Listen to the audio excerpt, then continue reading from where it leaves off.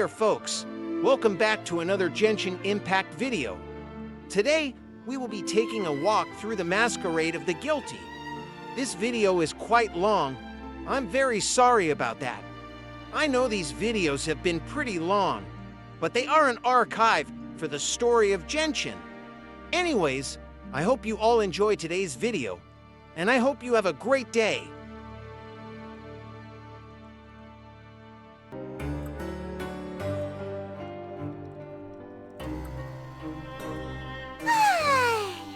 Now for a little rest after breakfast. This is the life. Wait a sec. Isn't something important supposed to happen today? Oh, today's our big day! We're supposed to leave the Fortress of Mirapede! Come on, we've got to go complete the release procedures now!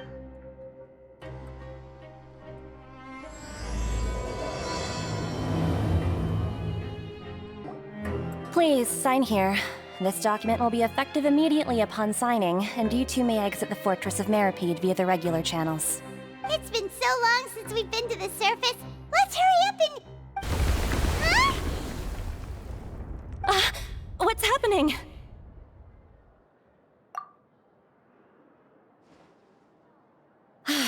I'm fine, thanks. But I wonder what that tremor was just now. Let's go ask the Duke. Your Grace? Ah, good to see you two. Is there something you wish to see me about? Yeah, what was with that earthquake just now? Ah, that. The tremor didn't originate from the seafloor. In fact, it seems it came from the surface. Over the years of serving as the warden here, I've developed a sense for distinguishing between what occurs on the surface and what occurs underwater. Besides, the seal that Monsieur Neuvillette set in place won't fail so easily. So the fortress is okay? If you recall our last incident, if there really were a problem, there would be crowds of inmates in a panic right now. Huh, you've got a point. Okay, seems we need to get back up to the surface and ask about what happened.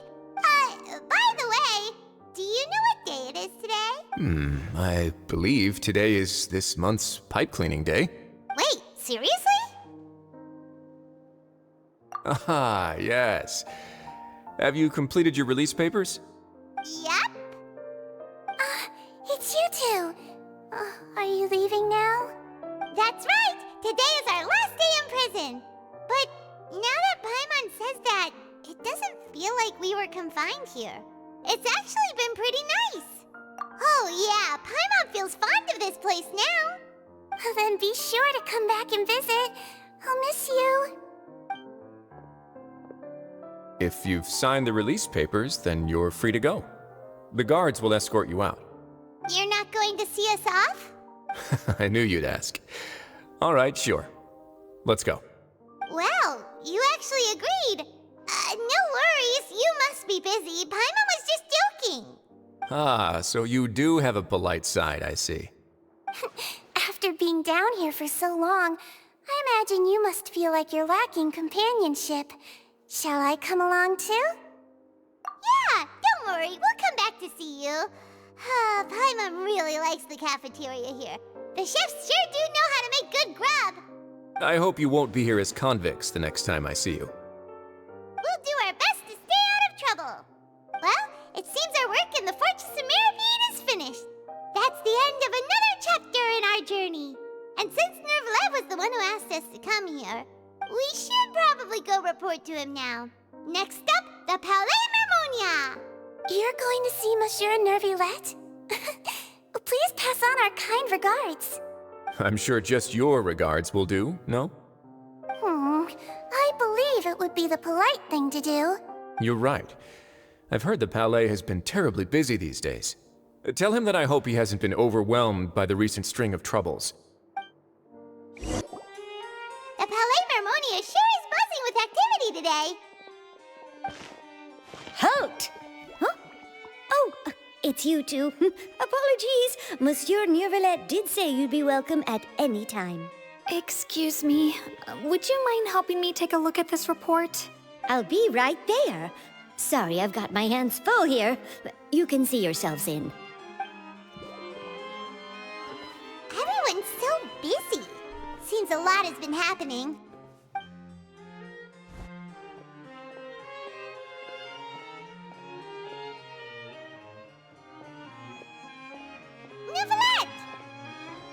Hello. You've come at the right time, but you'll have to wait for just a moment, as there are some urgent matters I must tend to first. In the meantime, please, have a seat. If you'd like to have something to drink, let the Melusine outside know. That's all right. We just ate. Very well, then. Let's take a break over there while we wait for him to finish his work.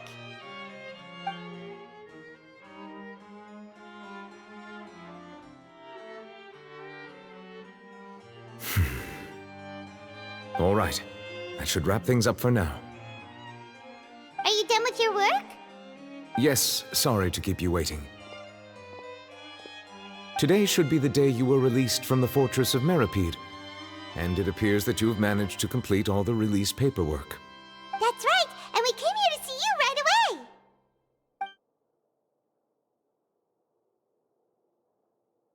away. A massive whale. Do you have any idea what that might be? Judging from your description, that cannot have occurred in any ordinary waters, but rather something like the primordial sea. A whale of that size and shape cannot usually be found in the waters of Tevat. Therefore, we can only assume that Child is presently immersed in primordial seawater. Immersed in primordial seawater? But how? And is he okay? Most people wouldn't be capable of entering in the first place. I'm not completely sure how he could have gotten there myself. Yes, what is it? Ah, right! Paimon felt it too! We asked the Duke and he said it wasn't from underwater, so we figured you might know something about it. It turns out that I have just received a report about this particular matter. In fact, that's exactly what I was busy with a moment ago. The source of the tremor was here on the surface near Poisson. After the shaking stopped, the water levels in the Poisson area rose at an alarming rate. The water levels rose? Oh no! What about all the people there? Fortunately, the water levels only rose for a short period of time and have already returned to normal now. However, I still have a bad feeling about the whole phenomenon. If the change in water levels is connected with the leaking primordial seawater, then the situation in Poisson may be much worse than it appears. Navia should be in Poisson, right? We need to go check on her! I would also like to go there as soon as possible, but I'm afraid I can't leave just yet.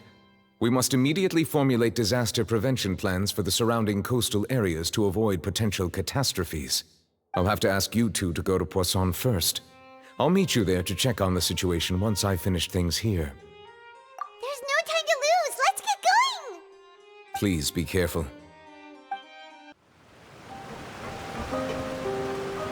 Oh no! What happened here?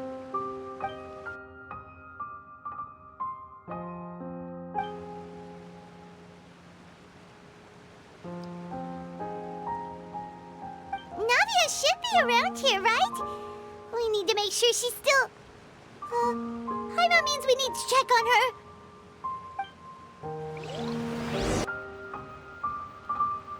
We haven't seen a single soul all the way here.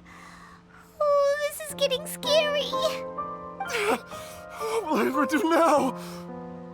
Look, there's someone on the roof over there. Just stay put! We're coming up! Watch your balance! All right, just hurry!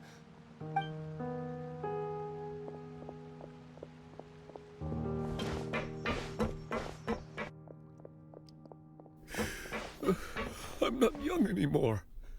How will I survive on my own? My Desiree!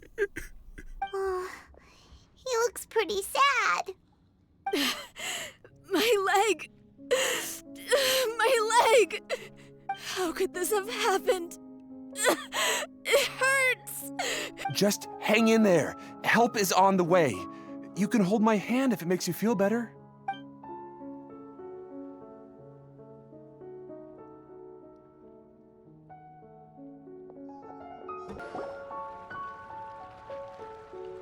Oh, it's Navia. She's over there. Hey, Navia, are you okay?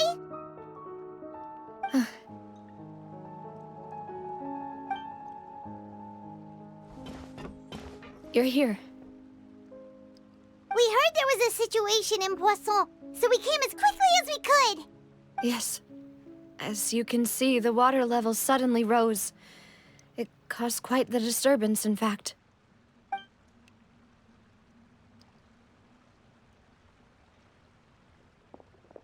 Demoiselle! There was a wounded resident next to a building southeast of here. We've already transported him to safety, but we've run out of medical supplies. He's wounded? How badly? He fell, so it's probably a broken leg. He's pretty shaken up. When the water level rose, he desperately climbed up to the roof. Once the water receded and he saw the ground, he became terrified and eventually... He jumped down then. Find the leader of Squad 1 and tell him to take the wounded resident to see a doctor. He should know where to go. Understood. I'll take over his search and rescue mission in the meantime. All right. You'll be in charge. I'm sorry. Where were we? The situation in Poisson? Ah, right. Allow me to explain. A little earlier, we suddenly heard a loud noise. At first, everyone thought that something might have exploded on an aquabus. But before we knew it, water started pouring out from everywhere. The rushing water seemed a little odd, almost like the unique color of primordial seawater. Some people didn't realize the danger and thought it was just ordinary water, leaking from somewhere. Everyone on the street who happened to be close to the water didn't have a chance to escape. As the water levels rose, they suddenly disappeared. They were all dissolved. Those who realized what was happening started to flee in a panic, desperately trying to get to higher ground. Many were injured in the stampede, and some people fell from significant heights. The Spina di Rosula initiated rescue operations as quickly as possible, but there have been a lot of casualties. Fortunately, the water began to recede after some time, and the chaos came to an end. The water that flooded the area contained primordial seawater, so the lower levels of Poisson are still hazardous. To ensure everyone's safety, I've asked the people there to leave as soon as possible. No one knows if this could happen again. All we can do for now is try our best to help evacuate the residents. We still haven't completed the head count, but we'll have some numbers soon. How awful. And all of this just came out of nowhere. It was quite frightening indeed. I only wish that everything that just happened was a bad dream. Is there any way we can help, Navia? Thank you for being so willing to help in a moment of crisis like this. You don't know how much it means to me. I really can't express how grateful I am. Don't say that, Navia. That's what friends are for.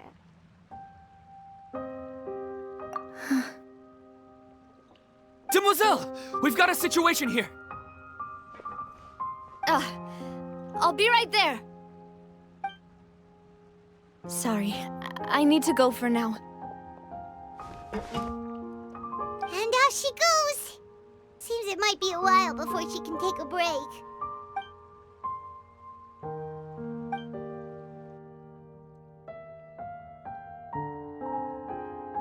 Okay, the wounded are being tended to, and we finished a preliminary head count.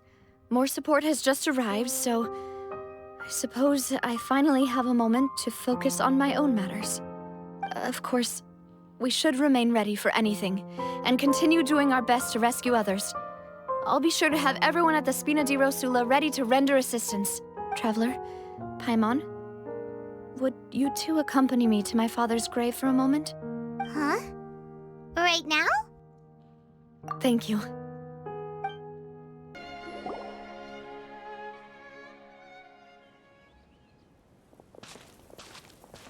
Not a lot of people here, huh? Well, given the time of day and the whole situation in Poisson, Paimon doesn't think there'd be a ton of people here visiting graves. Right. That's how things are now. The living are so exhausted that they've no strength to spare any words for the dead. Navia?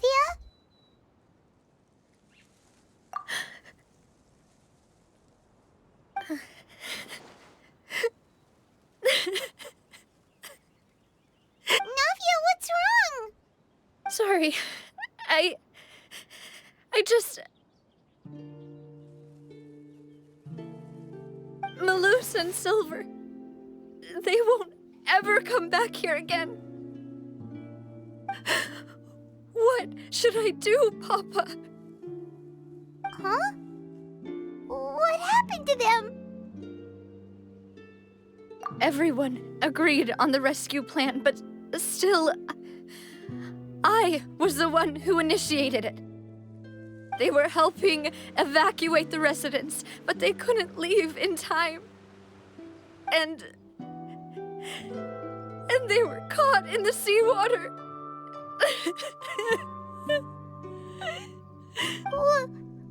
What should we do? I've known them for so long. And I know they weren't afraid. But I could at least hold a funeral for my father. And I know where he rests. But as for Malus and Silver, they're just gone. I just can't.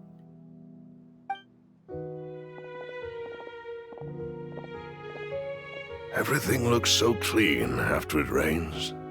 Even the gravestones. I didn't expect that you'd enjoy a glass of red wine in front of Master Callus's grave. I can understand. Besides, the scenery here isn't half bad. See, it's not just me. I always want to bring something when I visit Papa. Perhaps we might even have a picnic. He wouldn't be angry, would he? How could Master ever be upset with you, demoiselle? Yet the cemetery is the home of those who have passed, is it not? Everyone ends up here sooner or later, no matter who you are. Buying yourself a plot in advance, are you? No need yet. But when I do, I hope you'll let me be buried beside Master Callus, demoiselle. Hey, stop joking around. I'm quite serious. That way, it'll save us both the trip to see each other whenever you visit your father's grave. That makes sense. In that case, could I be buried on his other side? After all, besides you, demoiselle, the two of us could certainly be considered Master's closest companions, no? Personally, I believe we fill those shoes just fine. Why are you bringing this up all of a sudden? Seriously. All right. I'll remember your requests. But I'd really prefer not to talk about this stuff. And what do you mean by saving me a trip? I'd make the journey even if I had to visit you two somewhere else. I'd promised to let them rest in peace here. But here I am breaking that promise. I'm sorry for letting you see me in a mess like this. I don't usually cry, really. Paimon doesn't know how to help you feel better. But, well, she understands how you feel. I had always thought I could make my wishes come true. But now that I think about it, that never solely relied on me. Many things can only be accomplished with someone else's help. Malus and Silver have helped me so much. But by contrast, I could do nothing for them. I'm so sorry.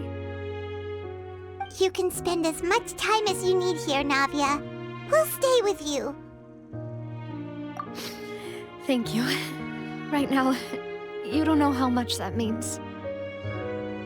By the way, you can have a look at this. It's a list of victims from the incident that took place here. Obena, Khan, Burnett, Giverny, Francine, Karina, Daisy Ray, Joinville, Julianne, Esson, as well as Malus and Silver.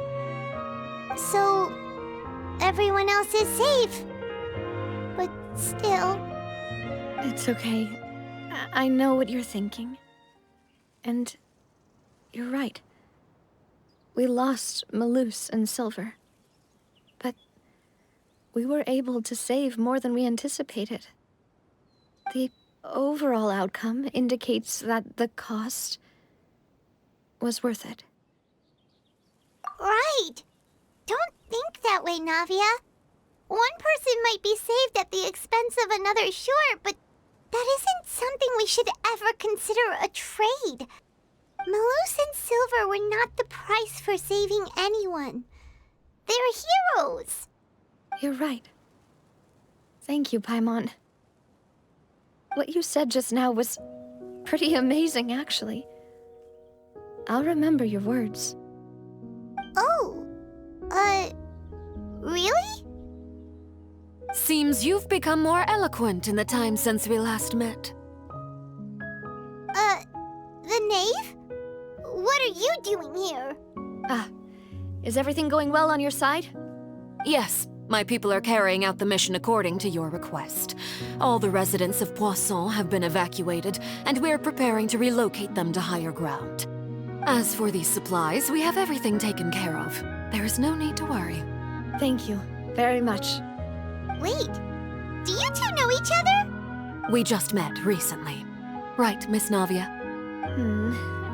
Usually, I would call this a coincidental encounter.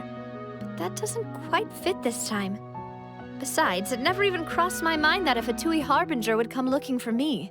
Thanks to the Knave, Spina di Rosula received generous support from the Fatui, which allowed us to complete the rescue and evacuation work so quickly.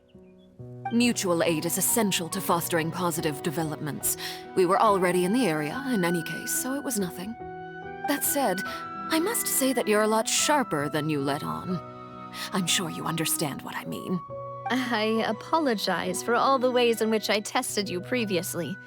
We've never worked with a Fatui before, and it's extremely important for us to know who we're working with. My subordinates have reported that Fatui soldiers have been observing water levels and taking head counts in various locations. I hear that they've also prepared a large amount of emergency supplies. I'm quite surprised. This is nothing to brag about, nor do I intend to. It is simply the way of powerful organizations to act forcefully, whether they are doing good or ill. You've witnessed that firsthand, in any case.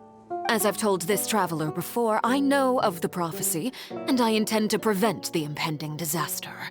Lending your organization a hand was a natural first step in accomplishing that. As such, do not be troubled by this token of our sincerity. Perhaps one day, you'll also be able to help me in the same way. Without your help, there would have been many more casualties. I won't forget your kindness. Furthermore, I sincerely regret what happened to Malus and Silver. I only wish that my people could have arrived a little earlier to prevent this from happening. Don't say that. You and your subordinates did everything you could.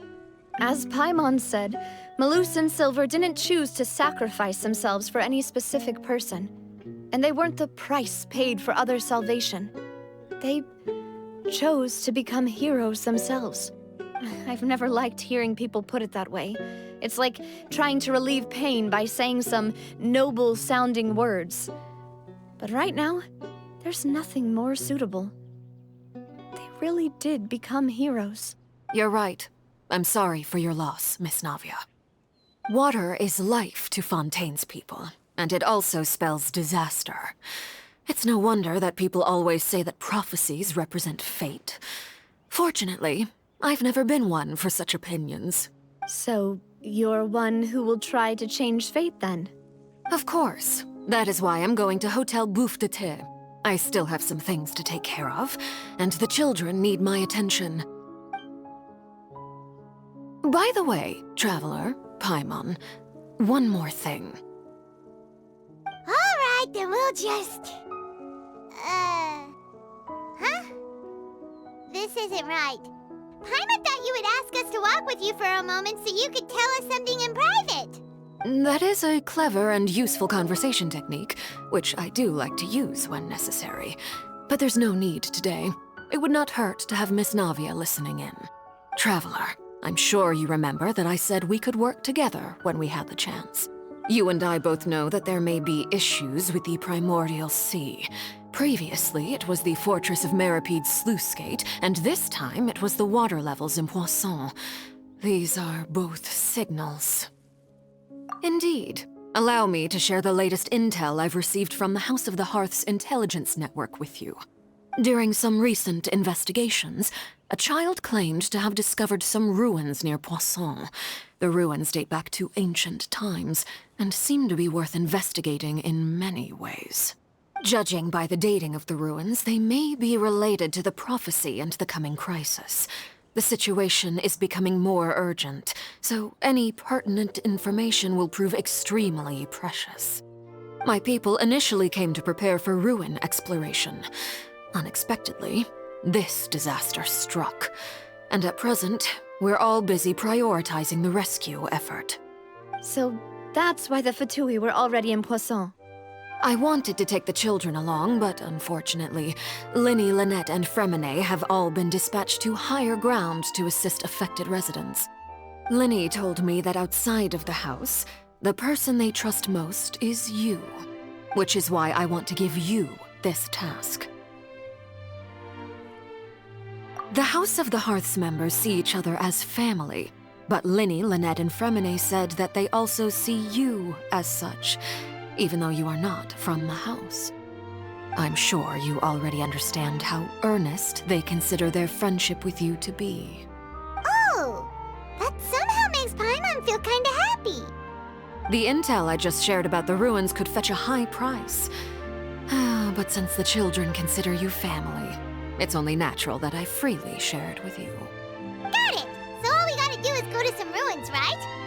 We can handle that. Excuse me, but may I tag along?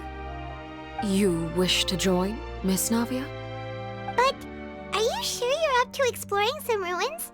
You need to rest. Well, I'm sad, yes. But I can't just go back and plop myself into a chair by the roadside and do nothing. There's no point in being depressed while we still have a disaster on our hands. As my father's successor, I must live up to the hopes he had in me. Besides, I'm also doing this for myself. I need something, a distraction, to keep my mind off Malus and Silver.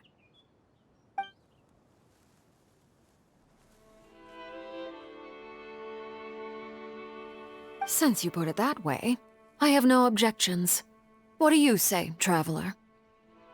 All right. The ruins are to the south of Poisson. Here's the map. Okay, the three of us will handle it. Come on, let's pack up and get going. So, are these the ruins the knave was talking about? Whoa, talk about old. They seem to be pretty ancient, all right. Let's go in and have a look. Just be careful.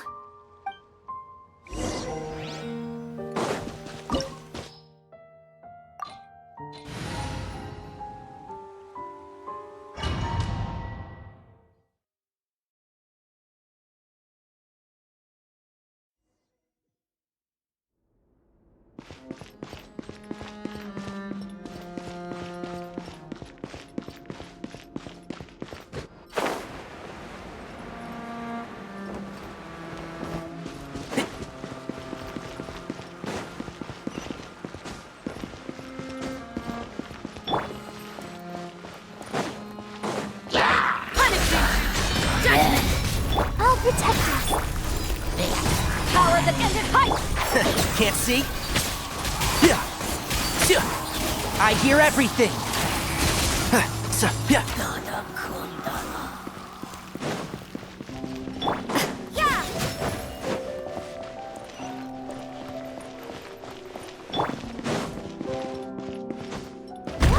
The floor here isn't safe.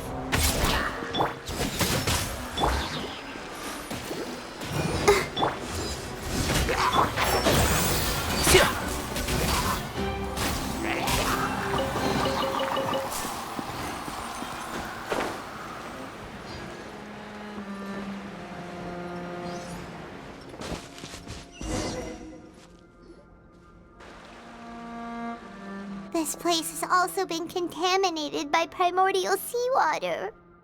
Yeah. And a lot of it, too. A Fontanian would most likely dissolve the moment they fell in.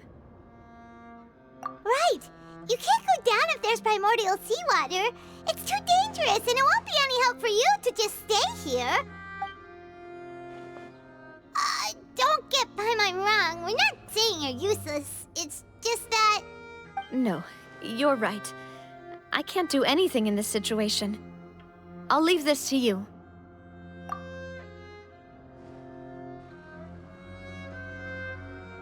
That complicates things. Maybe the only way left is forward. In that case, do you want to wait for us here? The water levels here are unstable, and there's a chance the water will rise. So staying here wouldn't be safe either. I'll go together with you. Perhaps we'll find the exit just up ahead. All right. Come with us for now then, but please be careful.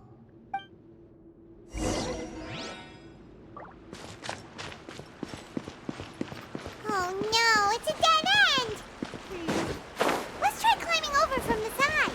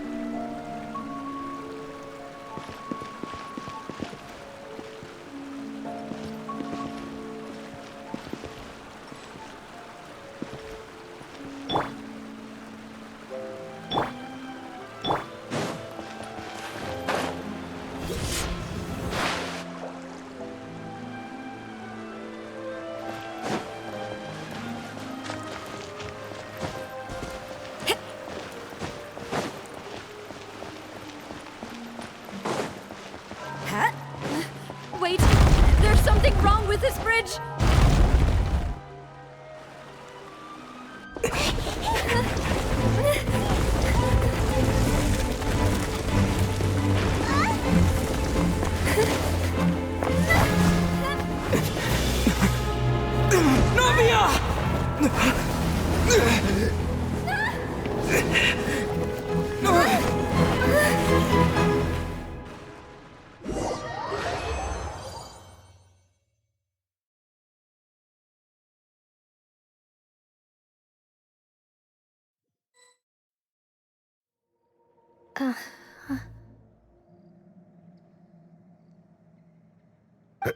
Demoiselle? Huh? Demoiselle, what are you doing here by yourself? Would you be standing here till dark if I hadn't come to get you? Maybe she just wants some time to herself, Malus. Oh. Was I sleeping? Yes, it would appear so. I must be tired. That's quite possible. However, you were the one that suggested we go out for a walk. Oh, right. I nearly forgot. It must have slipped my mind when I dozed off. I haven't had a nap today yet. Have I? This is a familiar feeling, yet something's a little strange. Is something the matter, Demoiselle? Oh, no. No, I'm fine. I was just trying to recall why we came out for a walk. Do you remember Mr. Giverny? He'd requested our help before with foreign merchants who had a debt dispute with him, and we'd resolved the matter not long ago. We were headed to see how things were going with him at the moment. Ah, right. Yes. I remember now. Oh, Miss Navia. Ah, Mr. Malus, and Mr. Silver, too. It's good to see all of you. How have you been? I've been great. Thanks to your help, those bothersome merchants finally realized that I wasn't the one they were looking for. Why, I wasn't even the guarantor for that person. They were knocking at my door day and night. Even my neighbor, Obina, was getting fed up with them. Sometimes force is required to calm someone down and get them to listen to what you have to say. That's right. Oh, by the way, Burnett, what was it that you wanted to give to Miss Navia again? Oh, yes. One moment, I have it right here. Miss Navia, these are some flower seeds that I prepared. Please take them. They're a very good variety, and they'll become very big and beautiful once they bloom.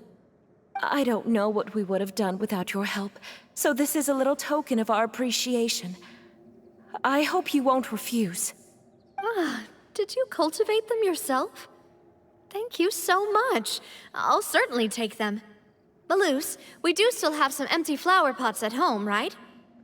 Why, we can have as many pots as you'd like, demoiselle. Perfect. In that case, we'll swap out some of the decorative plants for some of Mrs. Burnett's flowers. Very well. Wait. Something seems to be off here. Excuse me, madam. If I'm not mistaken, your name is Burnett, correct? That's right. Is something wrong? No, it's nothing. This is the first time we've ever met, but your name seemed familiar to me. I must have heard it when I was discussing things with your husband previously. I've heard this name before. Sometime recently, I'm sure of it. And why are there so few people around here? Where did everyone go? We must mind the time, demoiselle. We still have important things to attend to today. Huh? We do? Like what? Well, now, did you forget? Miss Navia, here you are. I've been looking for you. Please, come to the Opera House. Your trial is about to begin. My trial? Wait, why would I need to go to the Opera House? Yes, she's right, demoiselle. It's just about time now, so we should get going. Oh? All right then.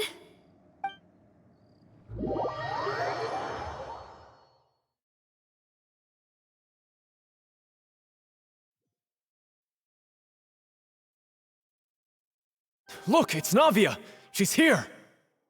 And her two attendants are with her! Goodness, everyone's finally here.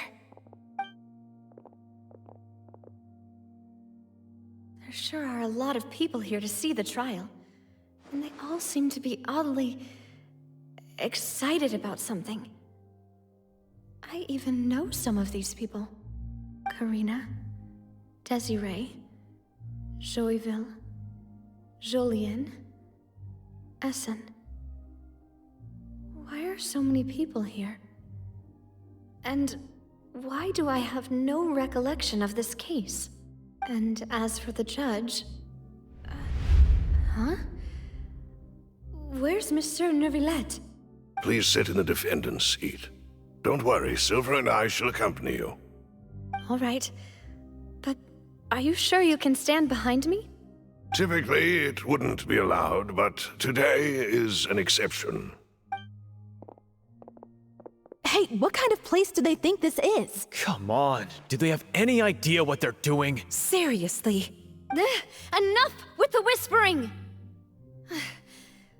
Could someone please tell me where Monsieur Neuvillette is? And why I'm standing trial? My dear Miss Navia, have you not yet realized what you've done? In that case, allow me to explain. As all here know, you are Master Callus's successor, the head of the Spina di Rosula, someone held in high regard by every soul in Poisson. After you took over the Spina, you treated all of us just like the late Master Callus had. If anyone in need reached out to you for help, you responded. Not only you, but your butler, your subordinates, nearly everyone in the Spina di Rosula fought for the well-being of those in Poisson. Wait a moment. Aren't you just proving that I'm a good person? Yes, correct. Absolutely right. And that is why you stand accused. You have helped so many people get through so many difficulties. You are one with us. We are inseparable. We are one big family, all of us who are from Poisson, inextricably linked. And with you being so important, we couldn't possibly do without you. Therefore, this fair and honorable court shall declare you guilty, and you shall stay here. You will be together with us forever. Huh? What are you saying? Everything you have said is correct. I have indeed done a lot for my hometown, and I would be willing to be with you all, but what is the purpose of having me stand here like this? What is there to discuss? Ah, well, if that's what you think, then I have no further comments. How wonderful, Miss Navia! I know all these people. Why are they laughing? I seem to remember now. Yes, I get it. This trial is... Wait just a moment. This isn't right! Malus? What was that, Mr. Malus? Our conclusion is very clear and unanimous. Let the court judge her now. She's guilty! Stay here, Navia! You're one of us! Demoiselle, don't admit guilt. This trial means to keep you here forever. I wish to exercise my right to defend Our Lady. Mr. Joinville, you only know of Navia's goodness, but nothing of her utterly independent mind. She was born a free and independent spirit. She has never been tied down by anything. Indeed, even the death of Master Callus couldn't stop her. Her actions cannot serve as proof that she identifies herself as part of any group. She merely acted as an individual, extending her hand to help others. Please do not mistake her actions as being otherwise. Really? As an individual, you say? Don't forget, we are all Fontanians here. This is the nation of justice, the nation of Hydro! Even if Miss Navia only voluntarily rendered her assistance, that doesn't change the fact that her beautiful soul must return to everyone. Water accepts all, blends with all. It will surely accept her kindness. Everything is measured here in the nation of Hydro, and in the end, everyone shall meld together. Thus, when a unanimous opinion emerges, that opinion represents justice. Now I speak for everyone. Our opinion is consistent. Navia should stay. We and Navia are one. And you would call this justice? Preposterous. You are merely jealous that Demoiselle still has a chance to exist as an individual. Have you forgotten how much you all once longed to become individuals, to become independent? Do you mean to defy our justice? If your justice is flawed, then why should we acknowledge it? As you said, we can also have our own justice. Silver and I shall defend Demoiselle. And that is how we will enforce justice. Ugh, my head... it hurts. Demoiselle! Silver, it hurts. My head is spinning. All I can see is stars swirling in front of me. I remember now. Everything that seemed odd from the very beginning. Karina, Desiree, Joyville, Jolien, Essen, and Mr. Giverny and Mrs. Burnett, who we met earlier. Even Malus and Silver. I don't want to admit it, but they're all dead. Don't be afraid, and don't admit guilt. We will protect you to the very end. Absurd! Who are you to say that she cannot be judged? We are the majority, and in the nation of trials, the majority is absolute justice. We are the will of all. Don't let them escape! We shall keep Navia here with us! Mr. Malus and Mr. Silver, must you be so stubborn? How could the two of you possibly hope to stand against the collective? Do not resist. This judgment is fair and just. Navia belongs to us. After all that happened, she should not be left alone in Poisson. What are you saying? No more excuses! He says we're jealous. Jealous? How could she possibly be an independent individual? What's with these people? Who's jealous of her? She belongs to us! Miss Navia, she... Silence! That's...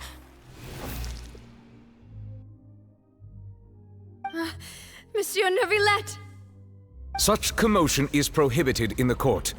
The accusations you just presented are nonsense and cannot constitute a proper trial. The court will adjourn for the rest of the day. In this, I shall hear no objections from any unauthorized party. Our thanks, Monsieur Neuvillette. Please leave with me, Miss Navia, while there is still time. But... Go on now, demoiselle. This is your only chance to leave this place. What, can't bear to leave us behind or something? Malus. My apologies. I couldn't resist making one little joke once I realized that this shall be our last goodbye. Malus... Silver...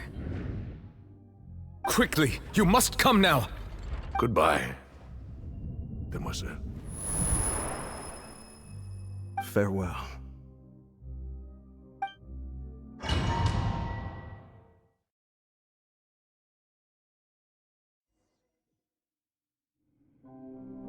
No, wait!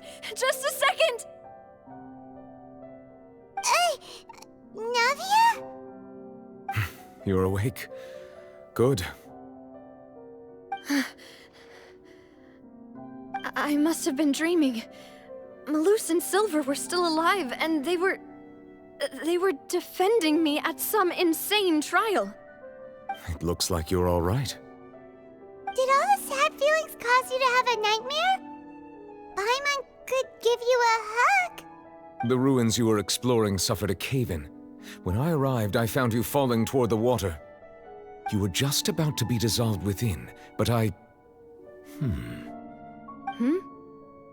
What is it? I think I saw 2 Oceanids protecting you. It was only for a moment, perhaps even a fraction of a second, but they gave me the chance to retrieve you. Were it not for their intervention, I would not have been able to rescue you before your consciousness dissipated.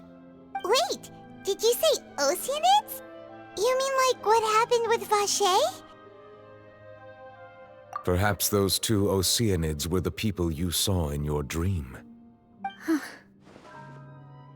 I always told them that they didn't have to protect me. To think that they'd keep doing so even after death. Please come with me.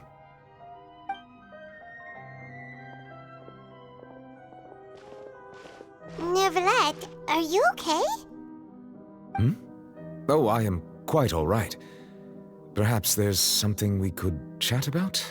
Why do you look so stiff all of a sudden? Oh, Paimon knows. You're the type who feels awkward when there's nothing to talk about, right? I merely thought that we should give Navia some time to herself. Huh? Why didn't you just say so then? Don't you think it's even more awkward to call us over like this and then have nothing to talk about? I suppose so. Ah, Sigewinne. I hope all is well with her these days. Her work in the Fortress of Meropide has not been too much for her, has it? No way, don't worry. She's doing fine down there. She's an amazing head nurse. I see. Well, that is good. I have always worried that Sigewinne would need a lot of time to understand the world of humanity, just as I have. Oh, and the Duke also says hi. Even though Sigewinne made him do that. He hopes that you haven't been overwhelmed by all that's happened lately. Thank you. I have indeed been busy lately, and I also hope that everything is going well in the Fortress of Meropide. He still doesn't know what to talk about. Let's chat about something else then. Oh, Neverlet. You're probably quite the swimmer, huh? Hmm? Yes, of course. This isn't going anywhere. Let's try something else. How did you find these ruins? Did the knave tell you? Yes, in fact. I had arranged to meet you in Poisson, but when I arrived, I discovered that the Fatui were helping the residents evacuate.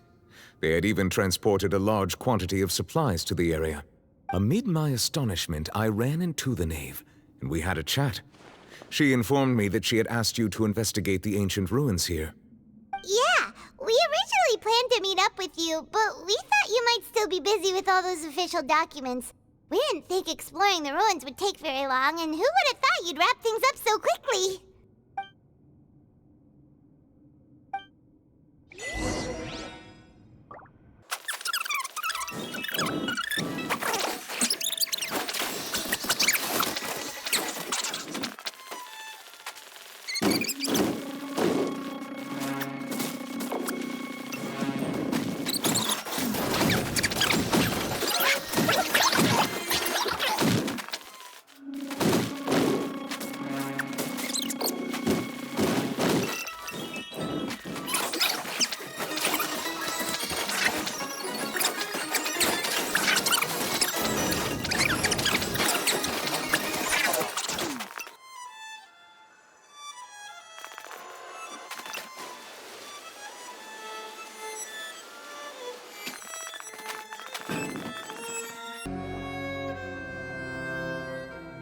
Looks like we've reached the end. This is the place. There should not be any other hidden spaces in the vicinity. The path sure had some twists and turns, but it turns out that this place isn't actually that big.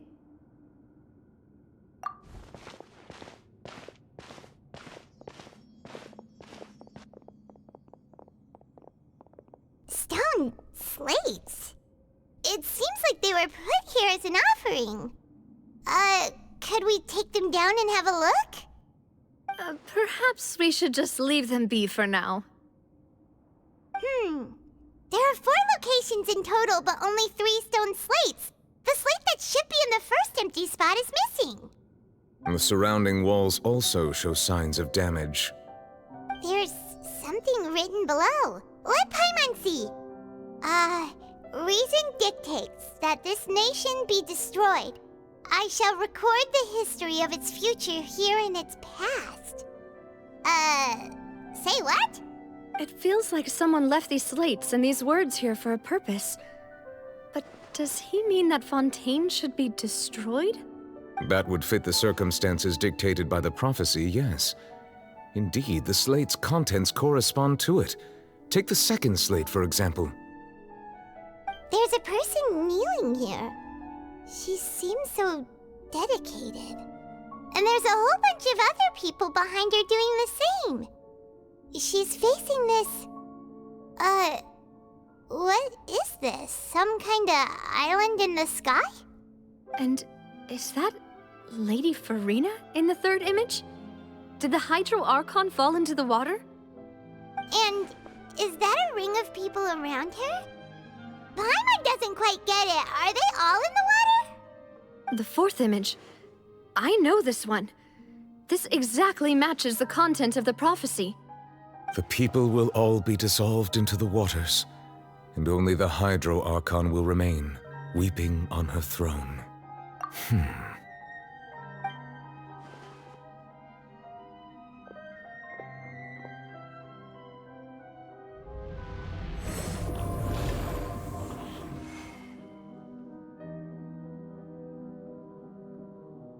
More information should be hidden in these slates, but I fear I cannot easily uncover it, most likely due to us missing the first slate. I am very sorry. Don't blame yourself, Monsieur Neuvillette. Deciphering ancient stone slates isn't one of your duties. Ooh, Paimon's getting the chills just looking at these slates. This says that it's the history of the future, right? That means the prophecy's sure to come true. I really hope it doesn't mean that. Still, Paimon feels like these images are kind of weird when you look at them together.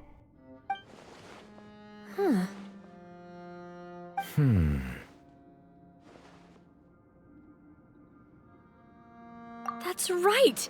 If the images are in chronological order, shouldn't the fourth, the waters drowning Fontaine, come before the third, where the Hydro Archon herself falls into the water? And yet the order is reversed here.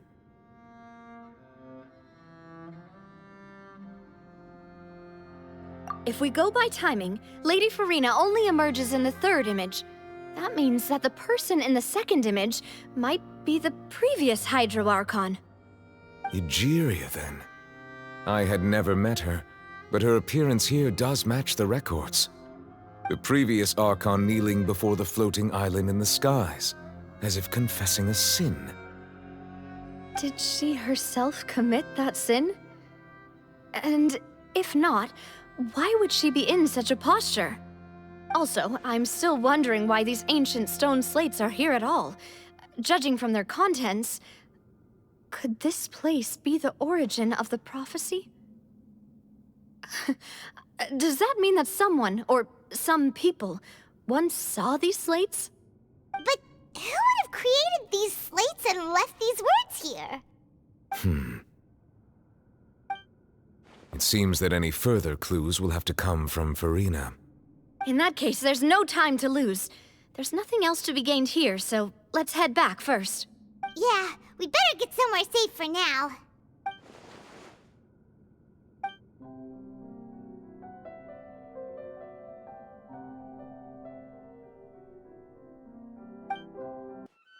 Let's split up here. I'm going to check on what's happening with the Spina. You know how it is. There's some things you just need to be there for yourself. You still have energy for that, Navia? Paimon's already beat. Just head back to the Fleuve Cendre and have a rest then. Thanks for keeping me company all this time. I'll depart as well. Thanks for your hard work today. Rest well, everyone.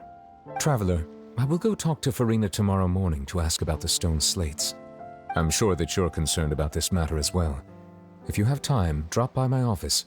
I will share the results of our discussion with you. Are you really gonna talk to her about this directly? Will that be a problem? Paimon's getting a little scared now that it's come to this.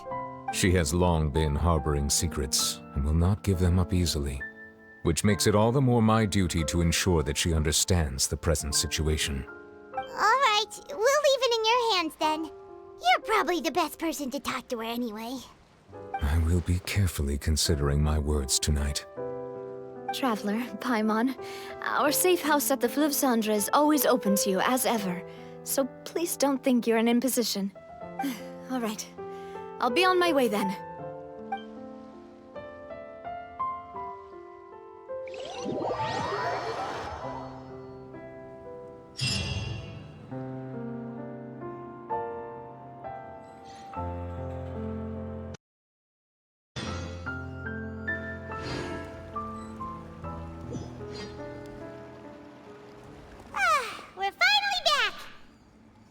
Welcome back. We've got a special menu prepared for you two tonight. Yay! And there's good food too! Navi, no, the boss is the best. Ooh, desserts! Nice, these are all Paimon's! Paimon's already starting to forget what happened today. Oh, that voice. Is that who I think it is? Huh?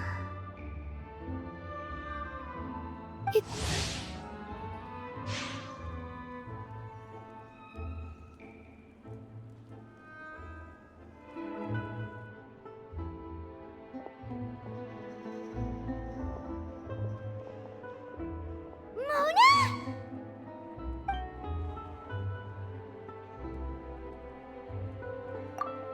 Seriously, nobody just uses a scry glass whenever they've got time to just see who they'll meet on the road. Still, we didn't expect to see you here. Wait, you're not a Fontanian, are you, Mona? Well, I have some business to attend to here, so I booked a hotel in the city. I was just out for a stroll when I bumped into you. Quite unexpectedly, if I might add. Why did you think I was from Fontaine, though? Is that because Magistus doesn't sound much like a Mondstadt surname? Yeah, let's go with that. Well, I used to have my own surname, which was, well, some other thing. Either way, the old hag told me when she took me as her disciple that the first step to being a great astrologist's pupil was to change that name. There was nothing for it, really. She really is amazing at astrology, so I changed my name to what it is now according to her wishes. To my surprise, however, Magistus is not the name of some ancient house or clan. It isn't? Nope. Although it is used by us in place of surnames, it generally just means great. Wow! Imagine including a boast in your name. Wait, are you gonna have to put that into your genealogy as well? I reckon so. In any case, I'd give my disciple a name like this as well, if I were to take one. Astromancer Barbeloth Trismegistus. Whoa, that's a long one. Does it also mean great or something? My name means Mona the Great Astrologist. As for the old hag, hers is, in plain speech, the thrice-as-great Scholar of the Stars. Just take it as a title specific to astrologists. Thrice as great? That's so petty. I know, right? That's just how she is. She used to call herself Magistus, actually, but when she took me in, she changed her name to Trismegistus. Talk about excessive. Magistus is thus the calling card of our school, so to speak, which makes it about the same as a surname. It's all right if you don't get it. You can look into it further should you need to study astrology more deeply. That sounds terrible! But anyway, you're not Fontanian, are you, Mona? You're from Mondstadt, right? Well, I was born in Mondstadt, yes. My parents migrated to Dorman Port, and I traveled with the old hag for a while, after which I settled down in Mondstadt City. Oh, that's a good thing then. At least we know you won't be dissolved by Fontaine's waters. Speaking of that, I'm sure you're aware that a bunch of things have happened here in Fontaine, right? I know you're not a local, but I'd avoid getting too close to any water that looks strange all the same. There's something ominous about it. Well, the water, I mean. That was the main reason, yes. Just a while back, the Steambird invited me to take part in a panel and speak about the circulation of the prophecy as an astrologist. The invitation was sent quite early on. I don't think anyone expected Fontaine to be in this much trouble. What do you make of that prophecy, Mona? Just tell us what you think as an astrologist. Your word would go a long way to make things more certain and less scary. What I can tell you is that I'm an astrologist, and that this prophecy concerns the fate of Fontaine, even that of all Tevat. Ascertaining this is akin to reading the fortune of the whole world. I'm afraid that this is not something that just anyone can do. If I could do it, you would no longer call me an astrologist, but a visionary. But on the flip side, the prophecy is so huge and powerful that it must surely come from a powerful visionary. Its contents involve the fate of the world. Disregarding it would be a mistake. A visionary? Sounds really powerful and all, but does such a person really exist? Of course. The old hag could do it, and I'd bet there are others amongst those Hexenzirkel colleagues of hers who could do something similar. Are you sure? All right, I'll help you. It isn't often that I see you with such a serious look on your face. I'll tell you once I hear back from her. Thanks, Mona! You're amazing as always! Oh, well, this is something only I can do after all. So yes, your praises are quite welcome. That's the greatest of astrologists for you! Of all the people we know, you know the star's the best! Indeed. That's the spirit. Oh, sorry. I came to see what all the commotion was about. If there's anything you need, do not hesitate to inform the Spina di Rosula. Oh, whoops. Guess we were getting a little too carried away there. Well, I'll go tend to my own business now. If I receive any news, I'll be sure to come find you two again. And there she goes, quick as rushing water. And here we are with the Spina guy giving us suspicious looks. you, it'd be you getting all the weird looks. The things Paimon does for you. That's more like it.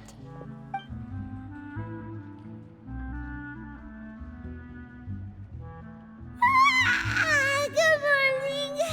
To be honest, Paimon's still feeling kind of sleepy. But it's time to get up, Traveler. We agreed to go see Neuvillette, so let's pack it up and get going.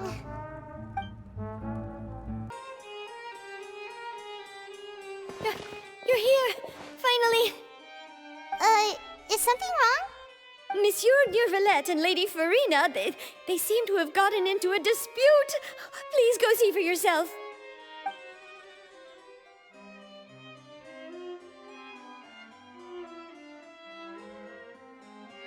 Like I said, I've already explained everything. And yet the problem has not been properly solved. There is little space for excuses between us. It is not my intention to offend you, but please, tell me where you stand. You are the Hydro Archon Focalor, are you not? Look at this. This is a list of the victims from the recent Poisson incident.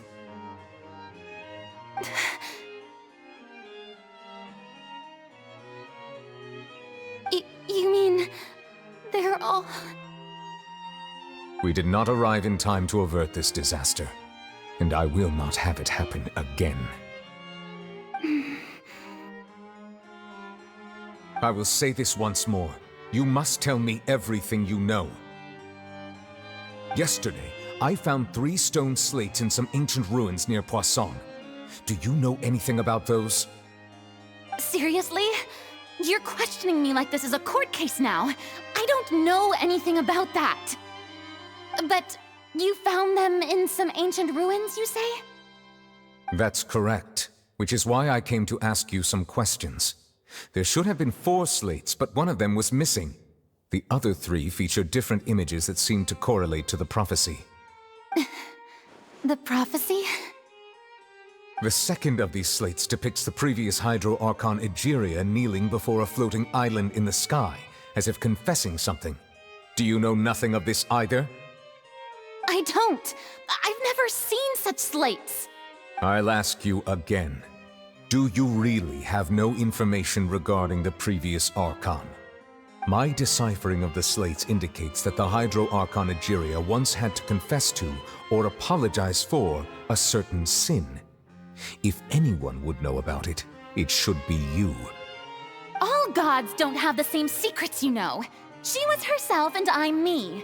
Is it really so strange that I know nothing? I understand your concerns, but I'm sorry. I just don't have anything to tell you. Forgive me for saying this now, Lady Farina, but I have long known of your various secret investigations into certain matters. There are several indications that you have been investigating the prophecy on the sly. This is not strange in itself, considering that you are the Hydro Archon.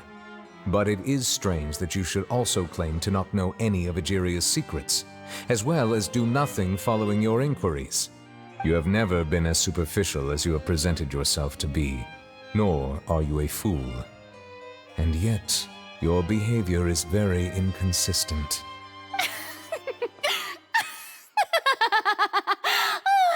So you've been watching me all this time, have you? I didn't think you were that type. You... Well, since you know about my secret investigations, then you should know I'm actually working to take care of it. There's no point questioning or suspecting me. You're the Eudix, but you're still my subordinate. You should be following my lead. Just trust in me, your Archon, and do as I say. Never mind whether you can truly convince yourself to or not. It'll all turn out fine. That's all I have to say. We do not discuss this matter again. Oh, the opera's about to start. Toodles!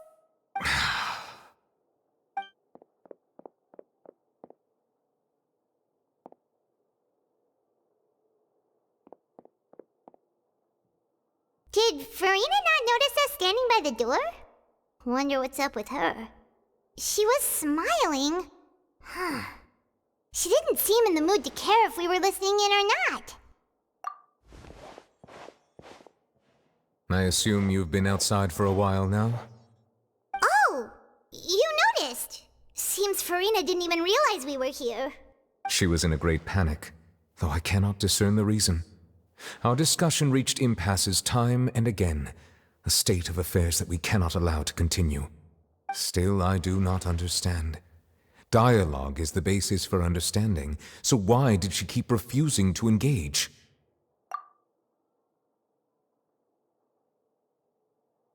Everyone in her inner circle has noticed that she is hiding some secret. The issue is her attitude. I fear that she will not reveal anything unless absolutely forced to. We may have to create a situation in which she will have no choice but to speak. Oh? Like what? Normally, people will only reveal the truth when standing trial.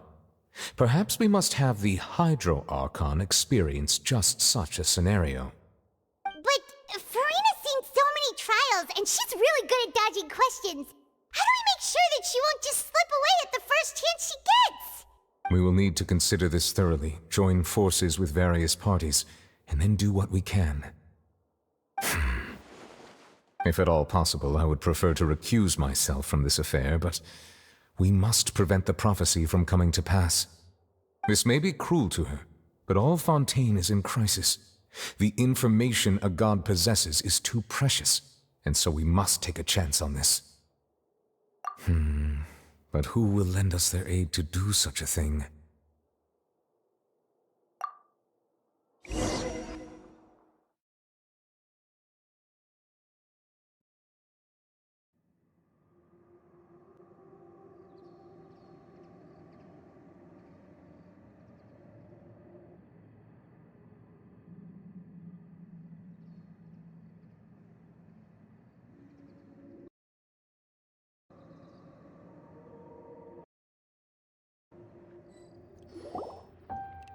Well, that's everyone, huh?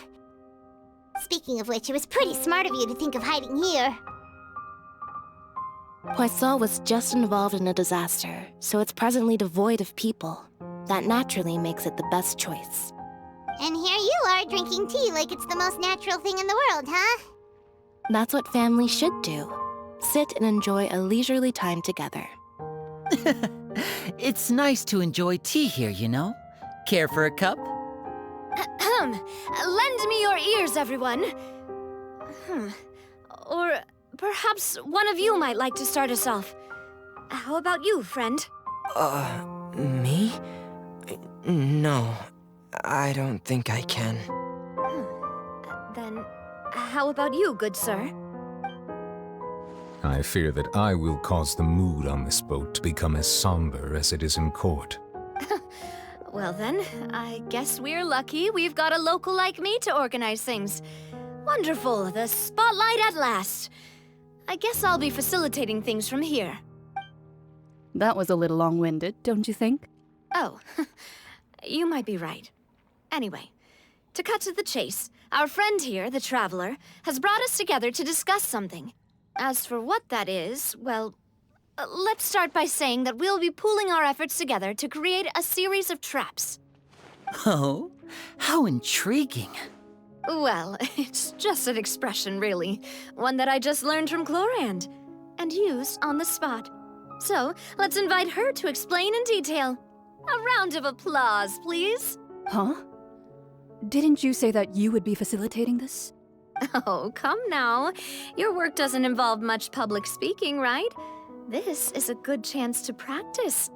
You might even pick up some fancy oratory tricks to impress your boss with in the future. I see. And what does my boss say? He is glad that you consider him your boss. Do go on.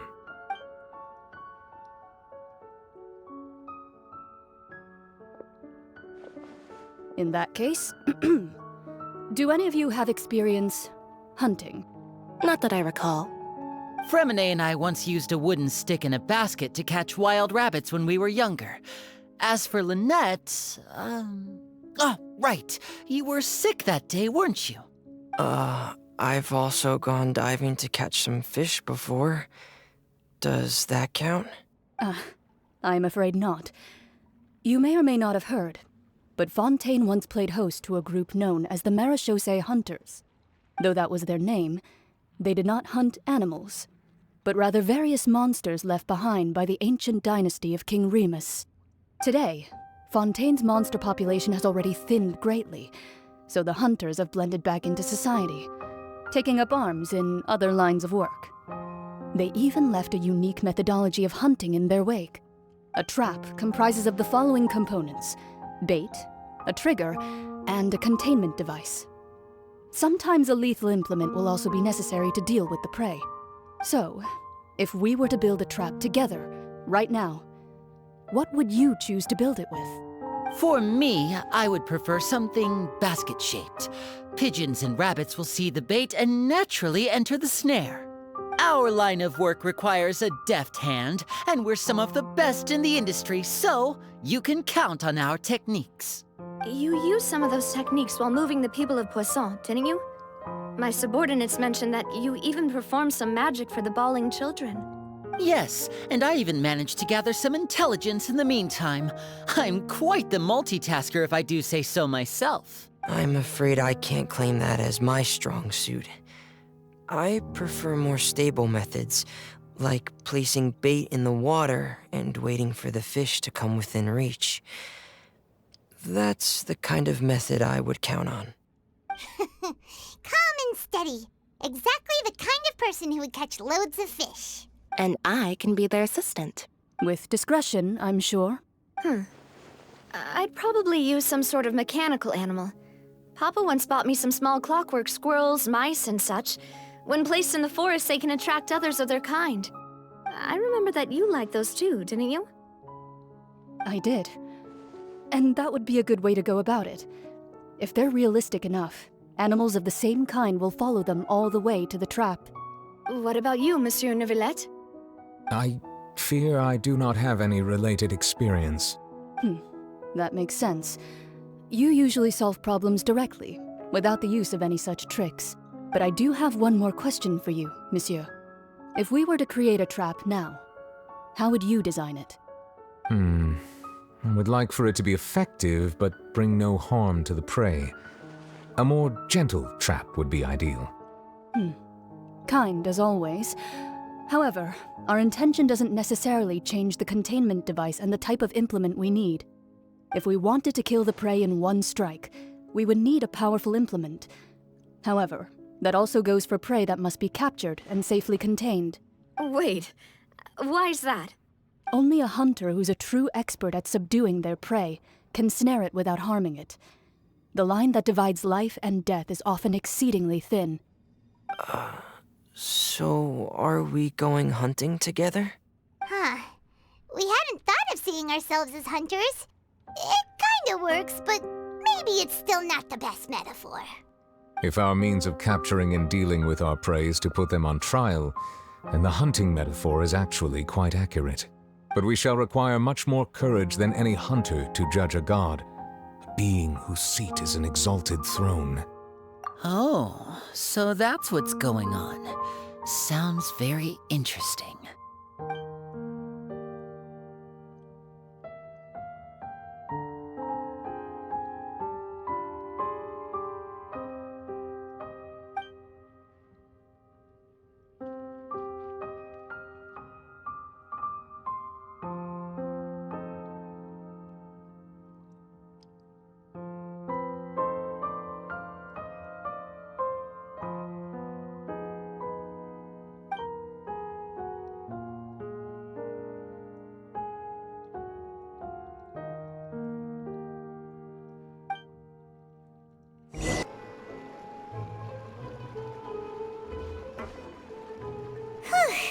It's been a tough few days, hasn't it? So much has been happening. Paimon didn't think the meetings would go on for so long, but everyone seemed pretty fired up, huh? Paimon thought they'd be at least a little frightened. Well, Fremine was, now that Paimon thinks about it, but everyone else just looked a little surprised. Well, it's hard to say. Paimon doesn't have any experience with this sort of thing. But with you around, Paimon sure will do great. After all, you're the most reliable person in the world, aren't you? Huh? Did you just pour some tea? Paimon didn't notice you doing that at all! Then what's that? Paimon's never seen that cup before! Don't be frightened. I'm just joining you two for tea. I merely refrained from saying anything till now.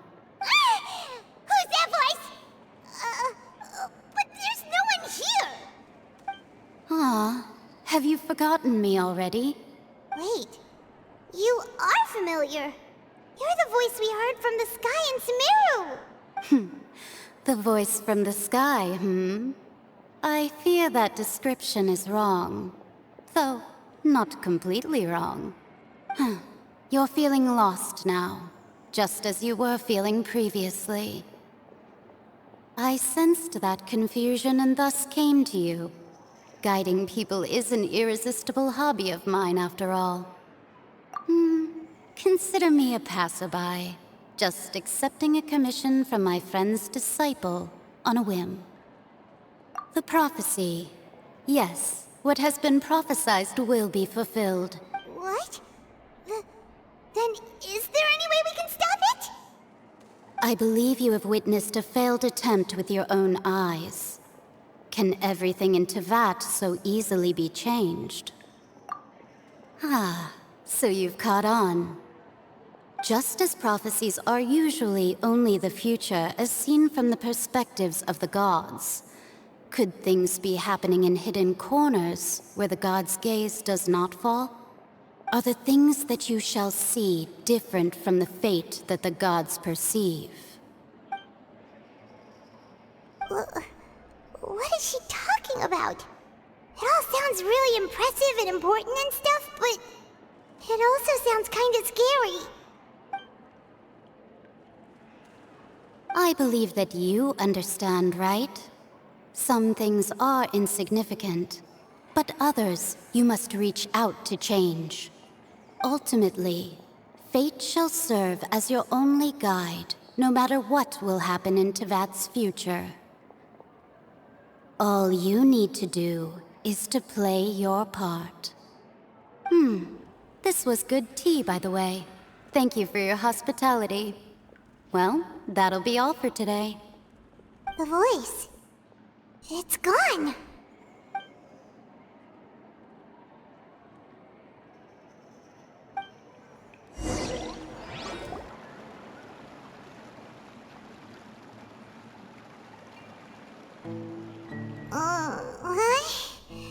I want to hear someone talking. All right, coming. Hey, it's you who's getting lazy, okay? Well, I see I've walked in on some lively banter. Mona! Fine, just fine. I went to take part in that Steambird panel. It turned out to be more interesting than I expected. Not all Fontanians are pessimistic about this. One journalist mentioned that sitting around and waiting for the end to come would be wrong, and that they should make their own rescue preparations. I agreed, so we had a brief chat with her. Did she have pink hair by any chance? Why, yes, it was Charlotte. I assume you've heard of her, no? That daredevil journalist? I'm in full support of her view. Prophecies are very important, but how can people allow their lives to be commandeered by just a few words? That's right! Paimon's glad to hear something sensible for once. Ah, yes. About what we had discussed before. I did try, but I'm afraid I couldn't reach the old hag. I'll try again tonight, but I wouldn't get your hopes up. Huh?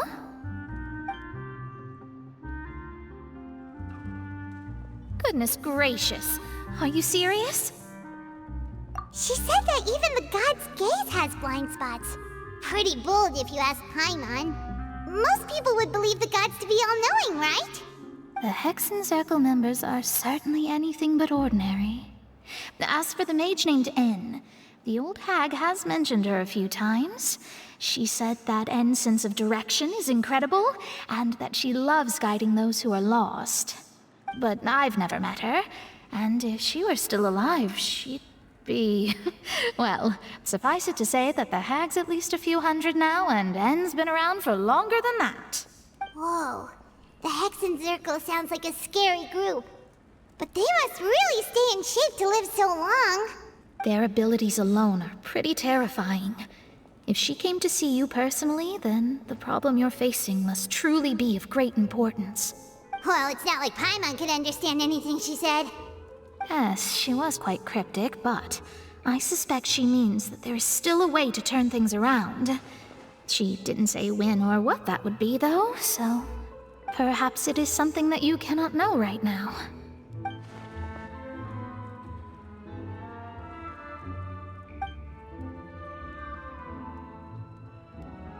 Traveler, Paimon, are you two all right? Oh, we're fine. We're just a little down right now. It kind of feels like the end is coming, you know? I see.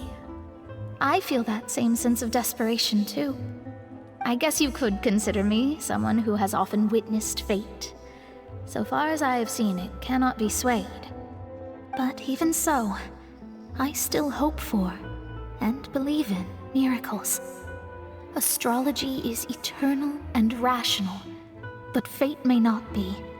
It is cruel, but it can also be beautiful. Perhaps that's what En was trying to tell you. Not to lose heart, and to believe that what you are seeing playing out before you is not yet set in stone. I did originally think of steering clear of all this, but I couldn't. Even if this is all futile, I still wish to help everyone. If we don't struggle to the last, then how can we face the end when it comes?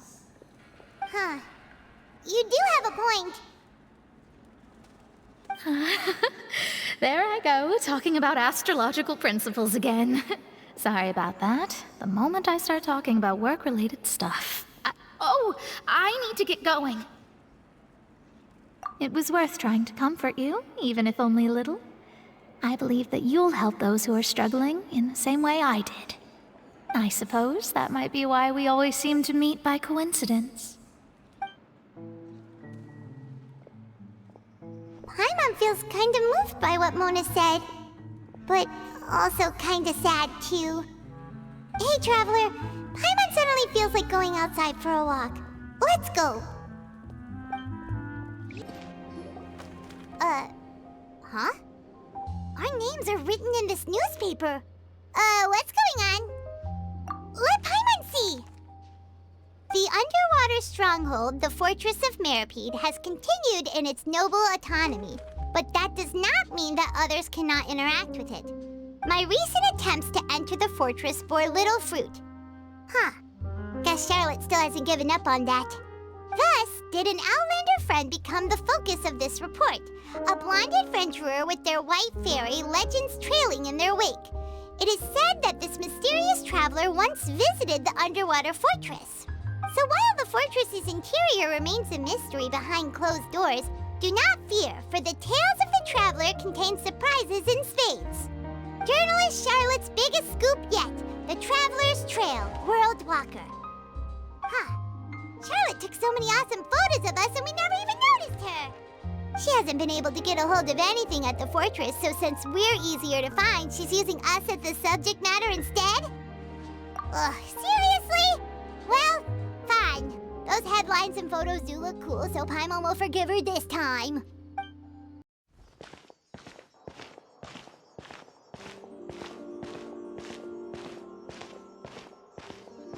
Hey, quick! Look! That's the limited edition only 16 slices a day cake! It was so delicious the last time we tried it! Despite the tense situation we were in, let's give it another go. I'm sure it'll be great! One slice of cake, please. Someone showed up after all! Oh, wait, you're the one from the Palais Mermonia. Oh, are you here to buy cake too? It seems Monsieur Nervalette was right. You really can eat. Wait, did he really say something like that? That's right. Even he has his own preferences when it comes to food. As for me, I love the cake and coffee here. Do you come here often? Usually every day. Every day? It's part of my daily schedule, apart from work. I shall have my cake and coffee. Then what if someone told you one day that this place would be closing soon, and you wouldn't get to eat cake here anymore. What would you think? But why would it close?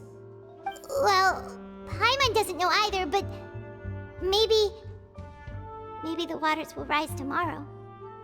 You know, like in the prophecy. Oh, the prophecy. To be honest, I haven't paid much attention to that. No, still, even if there'd be no more cake tomorrow, that wouldn't keep me from having some today. No, it's the same for eating in general. You might not be able to eat tomorrow, but if you can do so today, then you should carry on. That's what people call living, you know. Huh. Don't be sad. Excuse me, could I have 2 more slices of cake to go? These 2 slices are for you. Sijuin said that this kind of expression you're making is what humans call being sad. Oh, you know Sijuin? I sure do. She was born before me, and she sometimes comes to the surface to teach us things about humans. She said that humans are creatures that are saddened easily, yes, and you can only lift their spirits by feeding them delicious food. So please try the cakes here. I've got something else to do, so I'll be going now. You two try to stay in a good mood after eating, all right? Bye.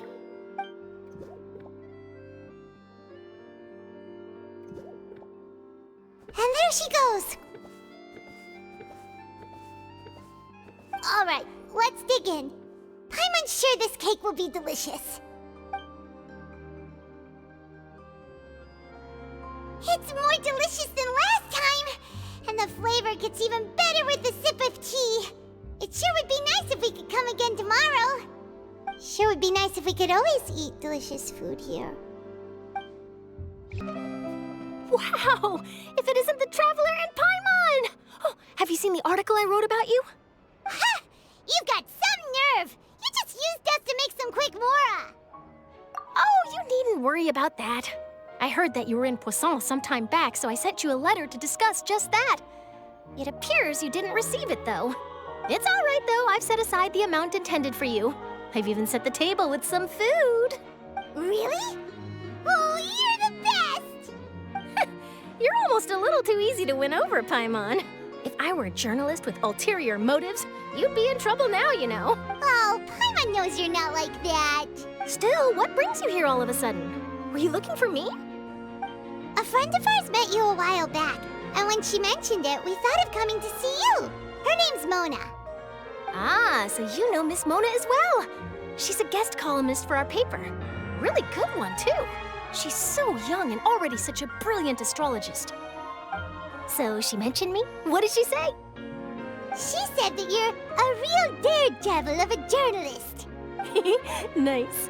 In which case, can this daredevil journalist dare to request an exclusive interview with the legendary Traveler and Paimon? Huh? So your article in the paper today doesn't count?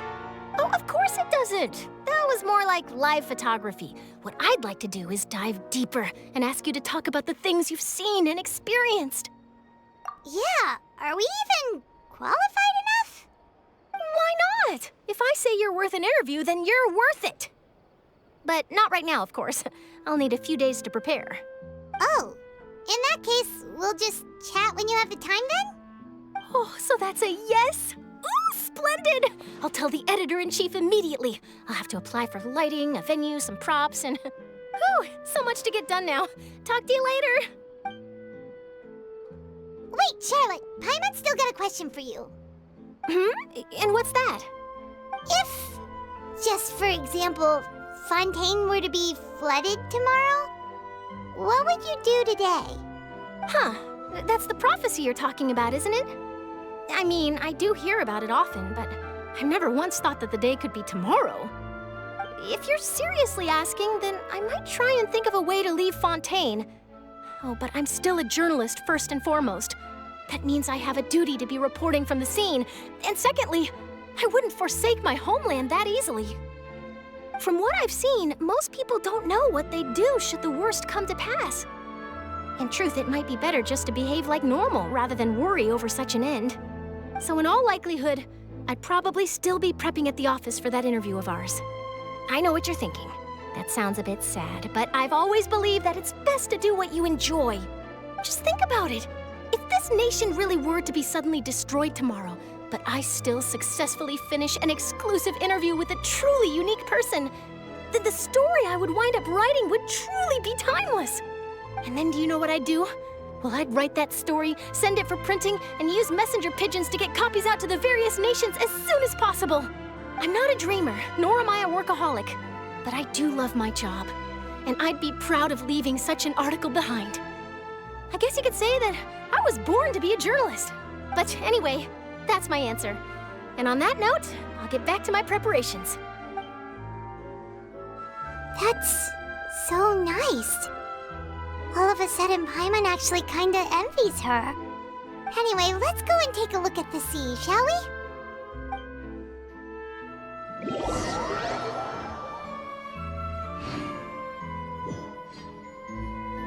The sea breeze and scenery can be a pretty soothing combo, huh? Paimon's been thinking.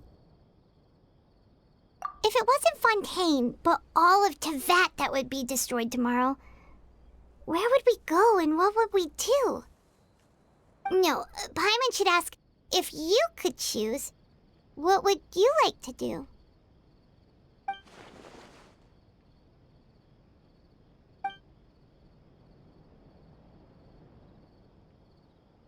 We've always been moving to the next destination, so we haven't spent much time thinking about these kinds of things. We didn't have to either, with us always being on the road and whatnot. You mean, still traveling? Huh. Wait, isn't that what we've always been doing?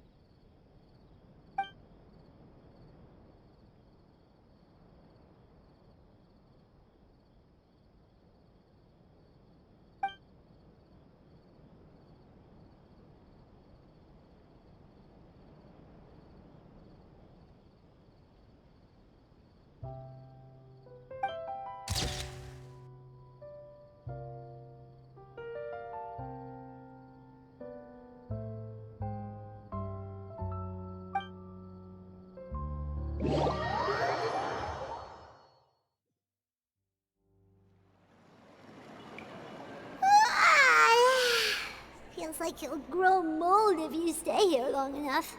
But it's still better than the Fortress of Mirapede, that's for sure. It's not only damp there, but salty too. Ah, so the two of you are still here. Wonderful. Oh, you're from the Palais Mermonia, aren't you? Yes, I'm Isadora. Monsieur Nervillet sent me to look for you two before. I heard that afterward you went to the Fortress of Meropide.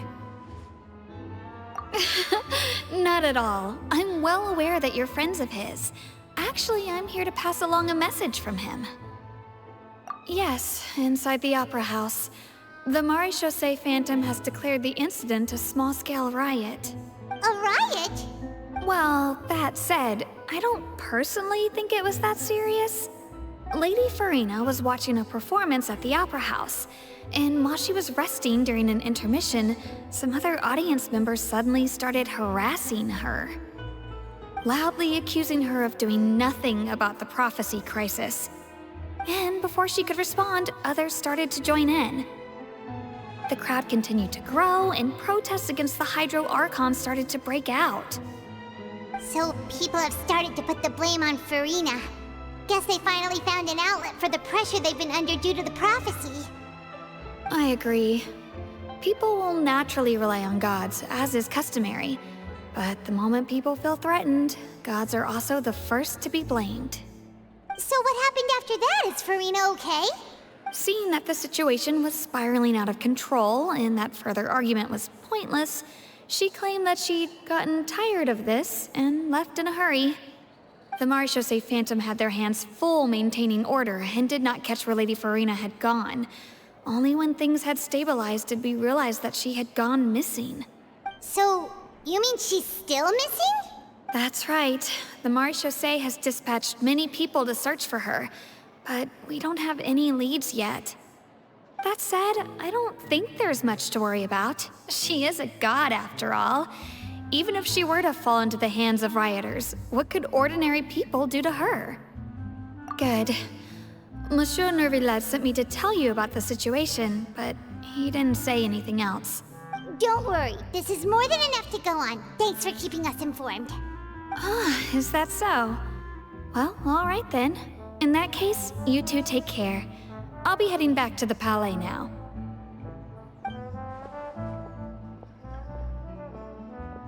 Well, sounds like we should hurry over to Poisson then. If we know Farina, she won't try to fix things in this situation. Instead, she'll look for a place to wait out the heat. And as we also know, she may be loud and dramatic, but she doesn't have a heart of stone. When Nervalet was talking to her in the Palais Mermonia, and she heard about Poisson, she couldn't hide her sadness and remorse. It would be hard for her to ignore being accused by the public today.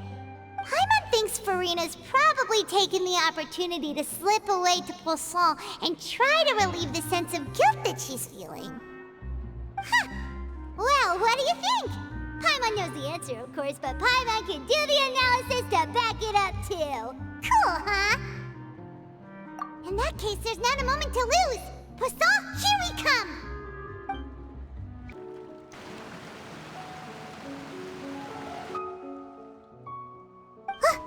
That's Farina, right over there. She really is here all on her own.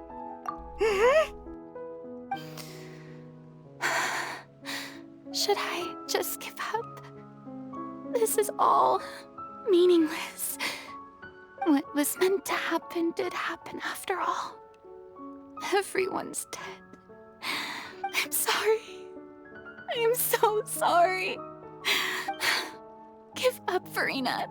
There's no point in holding out. I'm sorry. But what can I even do other than to repeat meaningless apologies over and over? Who's that? Don't worry, Farina. It's just us. So it is you, blonde traveler from another land. Why, I almost thought you were someone from that mob of my ignorant subjects. Come to kneel and beg for my forgiveness. Farina, you were crying just now, weren't you? The tear stains on your face are obvious. What do you mean, tear stains? Oh, I remember. The show at the Opera House earlier this morning was so moving. I'm still trying to process it. Who did that uncivilized rabble think they were, disturbing my enjoyment of the arts? They even dare to tout their Archon. I must teach them a lesson. I can just imagine their twisted and frustrated faces once they realize that I'm nowhere to be found. Oh, and I'm sure Nouvellette and those people from the Maréchaussée Phantom are freaking out right next to them, too.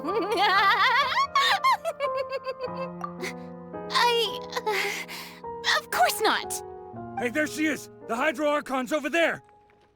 Quick, after her! Farina, those people seem to be after you. They are?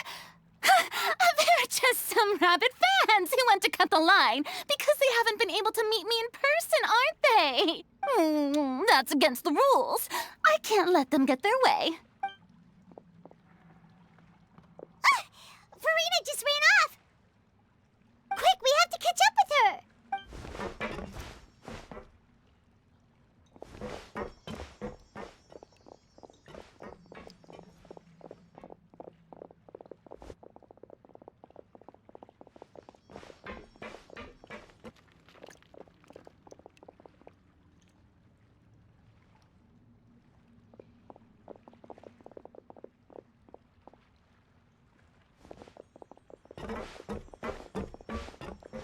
This should be the place, right? Hey, Farina!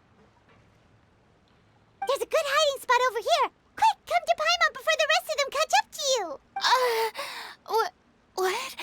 What is this place? Hurry, they're almost here! Fine, fine. I suppose haste is warranted. Lead the way.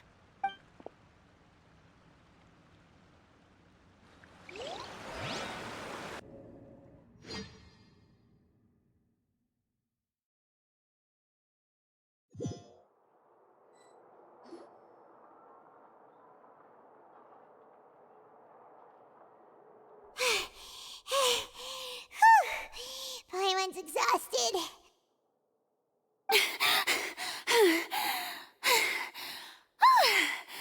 I'm so tired. I totally thought they had caught me. No, I mean, I merely gave in to the sheer enthusiasm they displayed. You're right.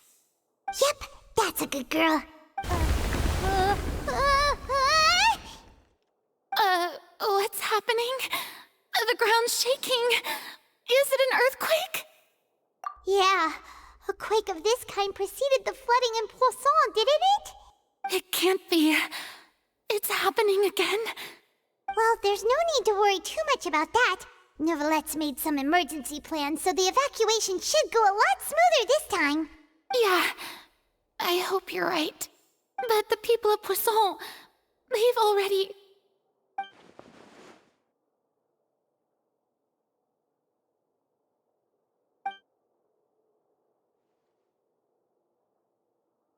It's true.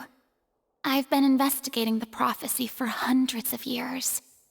I once had informants all over Tevat, searching for clues and feeding information back to me.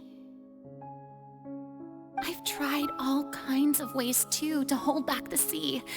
Anything to keep the coastline from advancing. But all my efforts proved to be futile in the end. Really, the truth has been clear to me for a very long time. We cannot make an enemy of the divine. No matter what we do, the will of the heavenly principles will have its way, and the prophecy shall be fulfilled. Give up. I do love the sound of that phrase. It would mean finally coming to terms with fate, but also for me to finally be free. Indeed, I've thought about giving up so many times, especially after we almost lost Poisson. Fate is really unreasonable, isn't it? It has no heart and obeys no rules. The prophecy has only just started to come true, and so many people have already lost their lives. But just now, it all became clear to me. I still don't have the right to come to terms with fate on behalf of everyone else. As long as the final moment hasn't come, it's still not too late. Don't worry. I will keep hope alive for everyone until the very end. Well, that's enough for now. I got the impulse to play the stricken maiden, but honestly, considering my rank and station, that wasn't a good fit at all. Don't take any of what I just said seriously. How could I possibly let Fontaine fall to the whims of trivial prophecy? Come on! Paimon could have sworn you were actually being honest just now.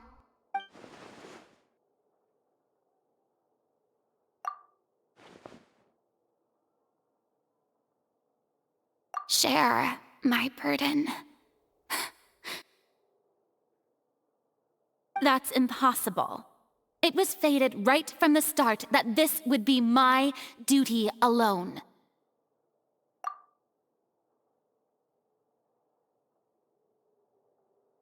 A witness. Yes, I've heard that you came to Tevat from beyond the stars, yes. In other words, you never belonged here. And if Tevat is, in its entirety, a show on a stage, then you're just a spectator, aren't you?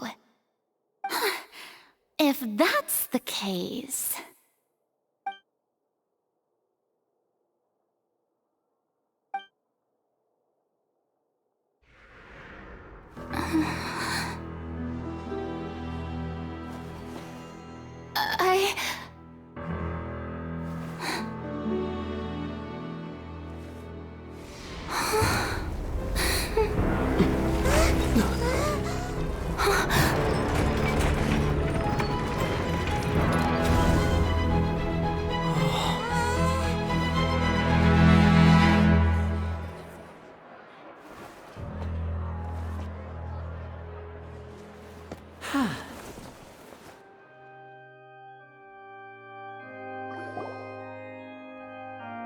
Ladies and gentlemen, this concludes my opening performance. Now, without further ado, we may proceed to the trial of our god. So this is what it is.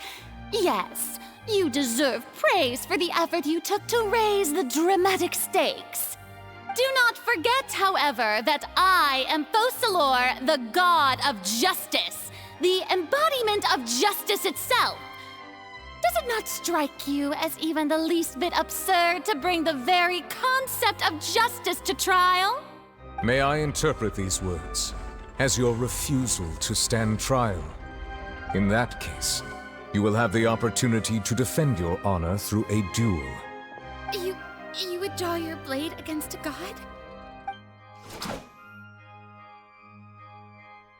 I see.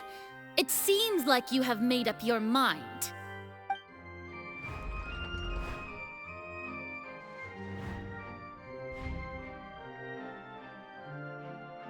Paimon can't believe it.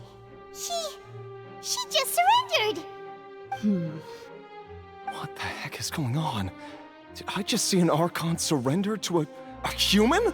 Wow, how utterly humiliating. Lady Farina, what is the meaning of this? It would seem that there has been a misunderstanding.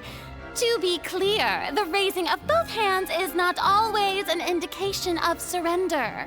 Looking for excuses again, huh? I raised my hands just now to indicate my acceptance of the trial. No duel shall be necessary.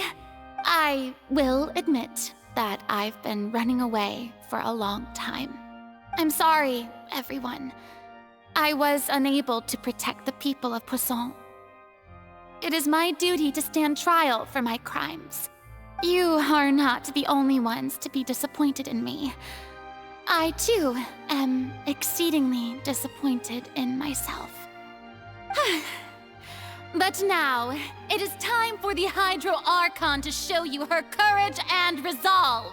I, Farina, will use this trial to show the world the true meaning of justice! This time, I will protect you.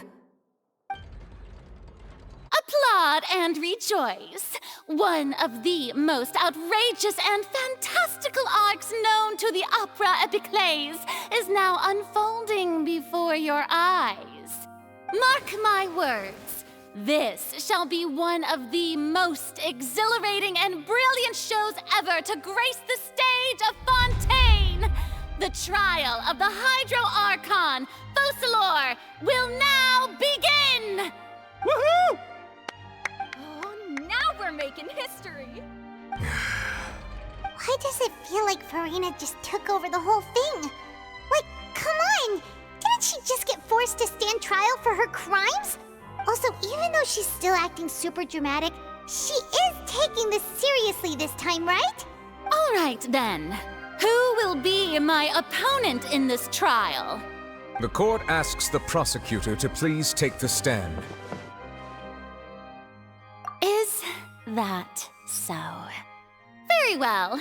Then please speak, witness of Tivat, my accuser and fated opponent.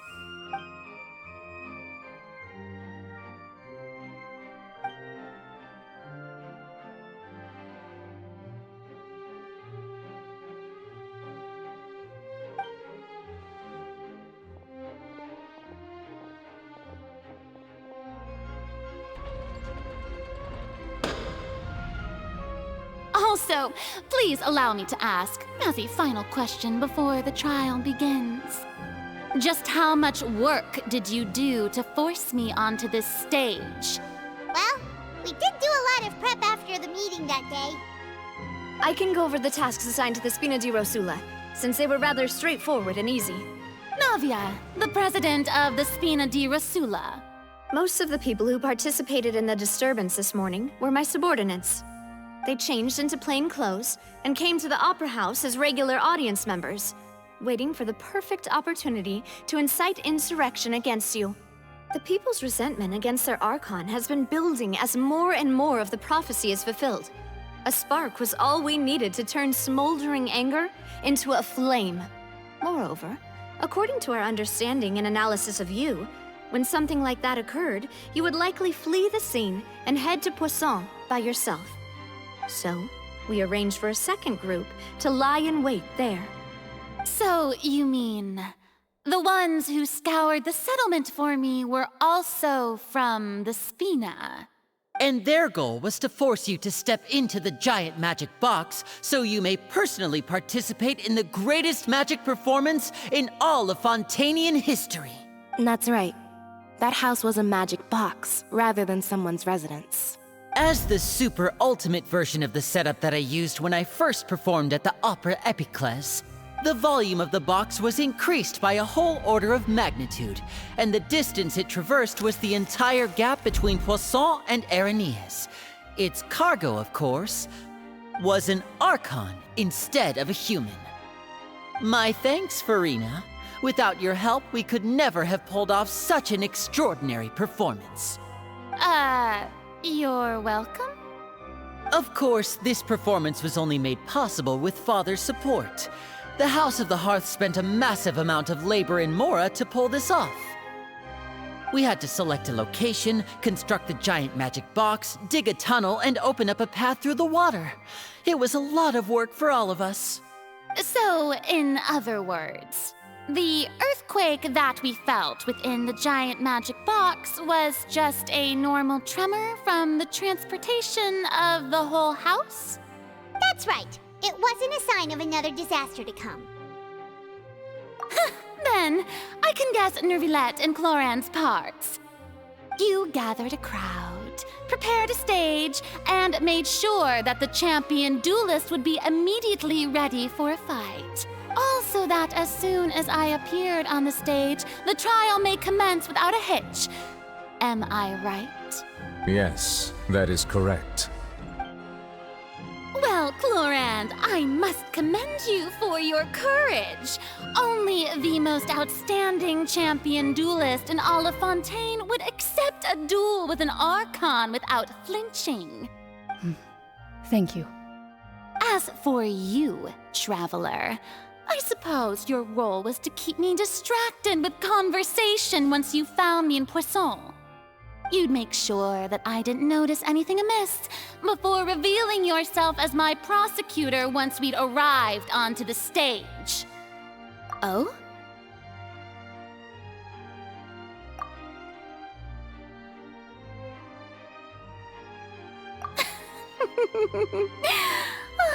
Is that so?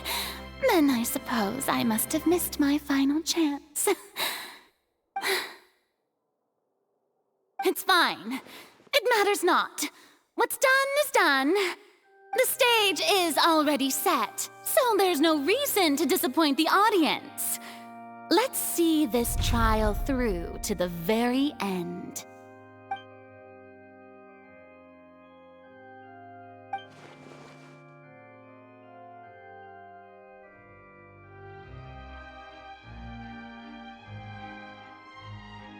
Sir Prosecutor, please allow me to pass this along. This is a document that Miss Charlotte applied for and received permission to share with you during the trial. According to her, it should speed up the proceedings. Huh? Charlotte wanted to give us something? Oh, so she's here too! Hey, Charlotte! Oh, let Paimon see. Isn't this the exclusive interview that she did with us before? So she's already finished it, huh? Wait, then that means this document is a perfect timeline of everything that's happened ever since we stepped foot in Fontaine! So in other words, we can refer to this anthology of evidence every time we want to use something from our journey as evidence for an argument! Let's quickly confirm the information in it. Just think of it as a refresher, alright? You defeated the Hydro Archon in the very first duel you took part in at the Opera House. That's one for the history books, all right. I didn't think that you'd wind up getting to the bottom of the case I'd been following all this time. I guess you could also see this as a happy coincidence. This is the first time Monsieur Nervilette had a difference of opinion with the Oratrice. Even the Hydro Archon can't figure it out. A Fatui Harbinger. She's an extraordinary person. Her instinct must mean something. The fortress of Meripede was almost destroyed in a single day. That I didn't witness that scene personally will always be a source of professional regret, I think. According to Monsieur Neuvillette, both Child and that whale should have been in the primordial sea at that time. I nearly lost my awesome friend Navia. To be honest, that still gives me shivers. The words of someone as extraordinary as a witch can probably only be truly understood when something surreal happens to you.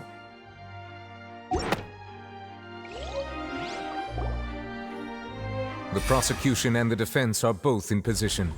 The trial shall now begin. Oh, come on, Neuvillette. There's no need to repeat all the unimportant legalese. Just fast forward to the part where the prosecution lays out my offenses.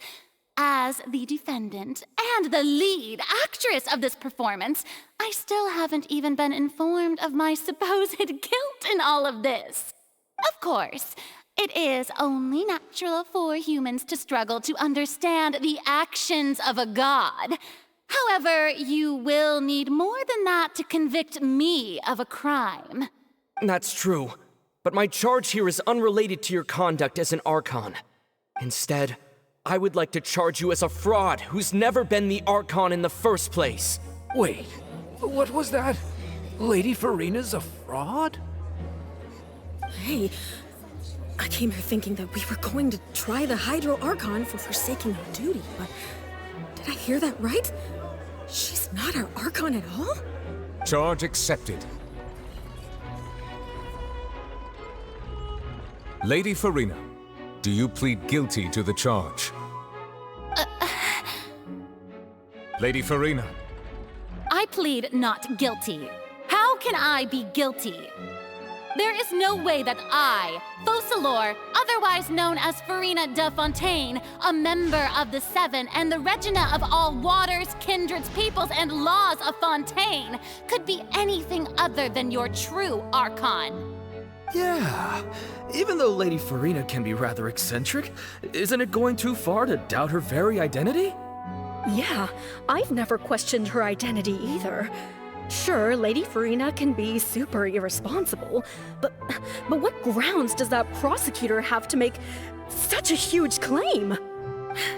I have cause to believe that common sense will prevail in this case. Many of the members of the audience have known me as the Hydro Archon ever since they were born. There would be no fooling their memory. See? Even the Oratrice has decided to show me its favor. Are you sure you want to commit to a charge that will never be upheld?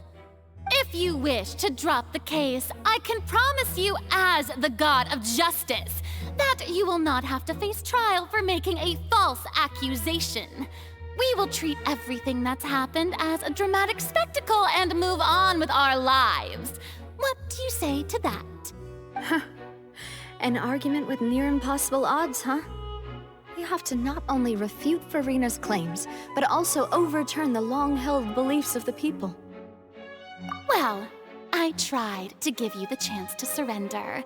If you must persist, then let me ask.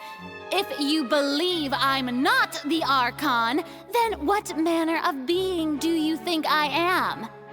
And if I was not the Archon, then how did I manage to live for over 500 years?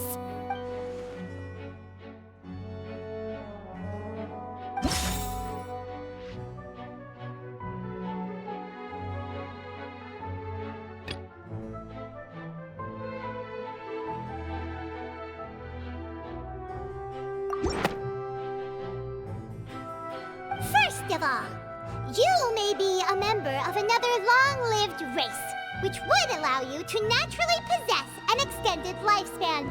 And second of all, even if that wasn't the case, there could be other ways to extend your life. Who gave you that idea? Was it the knave? You'd sink so low as to use a harbinger's words against me. A curse? I once thought it possible that the aura of an Archon might naturally resemble a type of curse. But in light of this claim, perhaps what I sensed was not your divinity, but a curse after all. Neverlet sensed it too, huh? Lady Farina is actually a human? Well, it is true that it's extremely difficult to tell humans and gods apart just by looking at them. It's not impossible.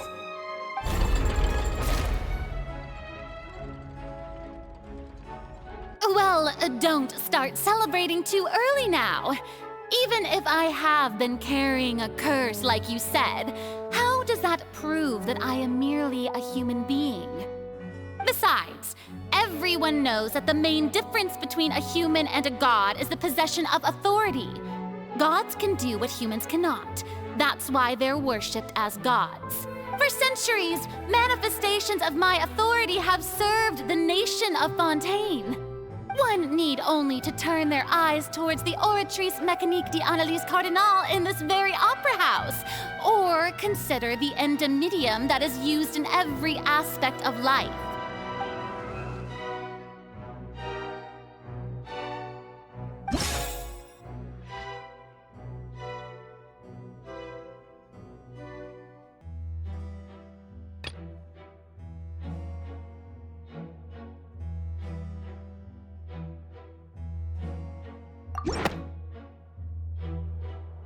You tried to reference the Oratrice, but weren't you as confused as all the rest of us when the Oratrice declared Child to be guilty without any proof? Otherwise, you should have come up with a good explanation for that by now. Didn't I make myself clear at the time? The decisions of the gods are naturally difficult for humans to comprehend. There is no need to provide an explanation. Lady Farina, I believe a reminder of your current circumstances is in order. While the court is in session, the principles of justice and the law must come before all else. While you are an Archon, you are also first and foremost the defendant in this trial. You will prove yourself unable to defend against the prosecution's charges if you continue to withhold vital information against the rules of the court. I never thought you'd use that kind of rhetoric against me. That was no trick of rhetoric, Lady Farina. I've merely reiterated the rules of the court. Rules that all should respect and follow. So, you neither knew why Child was declared guilty, nor did you understand the structure and operations of the Oratrice. Instead of having been created by you, the manifestations of authority you mentioned have been made by the real Hydro Archon, haven't they? The real Hydro Archon? Well, now you're really losing me. It is true that I did not know why the Oratrice gave out a guilty verdict that day. But the Oratrice handed out that verdict unilaterally, and it has been operating independently ever since it was first created. You can't argue that just because a divine creation is flawed, that the god behind it must also be no god at all. She's still throwing out all kinds of excuses. Seems like she's confident that we won't be able to produce proof that she has no power over the Oratrice. My power as an Archon. There are many ordinary citizens in the audience. How can I just carelessly demonstrate the formidable power of an Archon? If that poses a concern, I'm prepared to extend my protection to the audience. You don't need to go that far.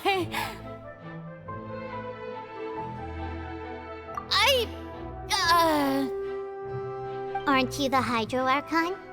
Or is it that you can't even wield the power of Hydro, much less the authority of a god? Indemnitium! Yes! It's all because of Indemnitium! All Archons derive their power from the faith of the people, and I've converted the people's faith in justice into Indemnitium. Thus did I give up all of my divine power to provide everyone with energy for their daily lives.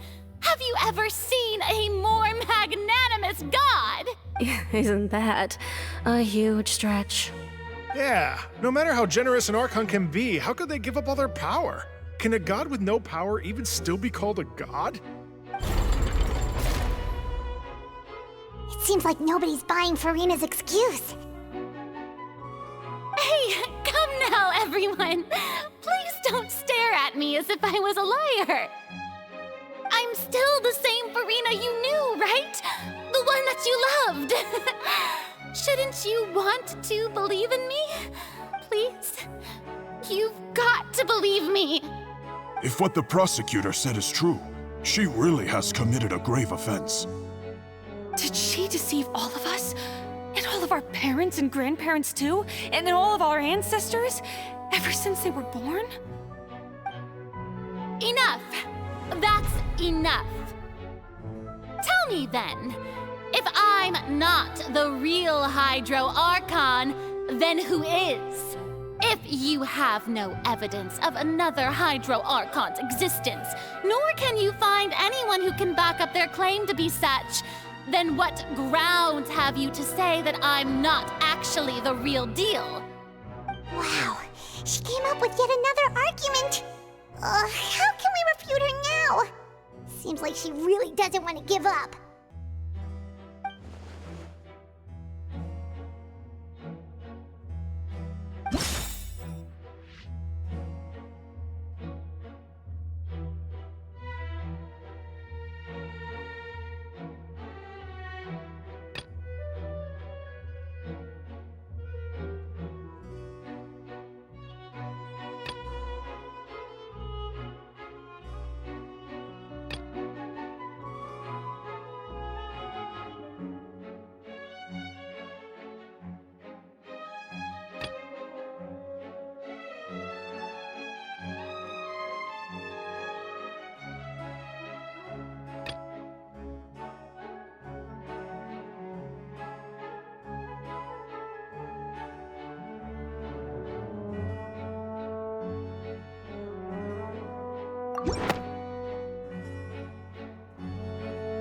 It has been established that all Fontanians can dissolve in water from the primordial sea.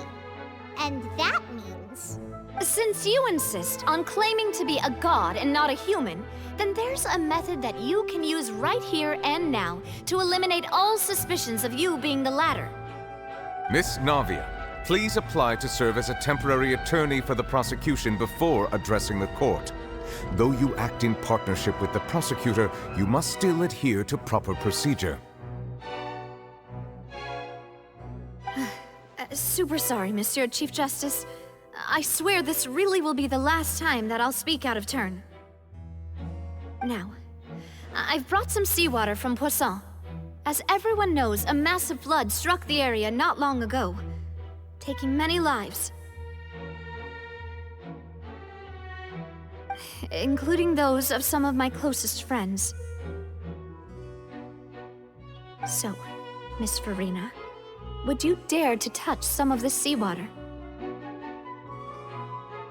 If we are to believe that you are indeed the real Hydro Archon, touching the seawater would have no effect on you. All it should do is strengthen your case. But if you don't dare to touch it, then we would have basically proved the reverse. Oh, and I must remind you that after the disaster at Poisson, nobody wants to see any more people dissolve. I do hope you'll act prudently and choose the simpler path of admitting guilt. Navia from the Spina di Rasula. The Spina has governed Poisson for many years. I guess her suggestion is valid. If Lady Farina is indeed just a human, she's probably Fontanian like all the rest of us. Would she really dare to try?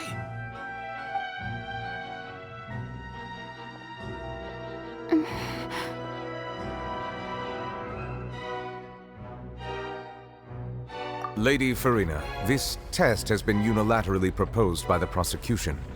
As it falls outside the realm of standard court proceedings, you possess the right to decline participation. Well, of course he had to tell her that. But refusing to participate is basically the same as a confession of guilt. She's just staring at the water without saying a single word. It really does seem like she's quite terrified of it. That could only mean... What's going on? Is she really planning to... that's not what we thought she would... Due to the inherent risk of the test, Lady Farina, you may... Hey!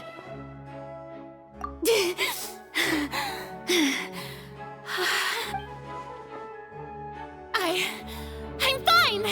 Look at me, everyone! My hand is still here! I haven't been dissolved! Will you believe me now? I really am your Archon! I'm nothing like a normal human who would fall apart as soon as they touch this water! Really? Was this not the most obvious thing in the world? Miss Siegewien? If you are present, Miss Siegewien, please come forward and attend to the defendant. Siegewien? Don't be nervous. It'll just take a few seconds. Let me see. That should be enough. Please announce the results of your evaluation to the court, Miss Siegewien. As everyone doubtlessly saw, Miss Farina was displaying symptoms of hyperventilation and flushed skin.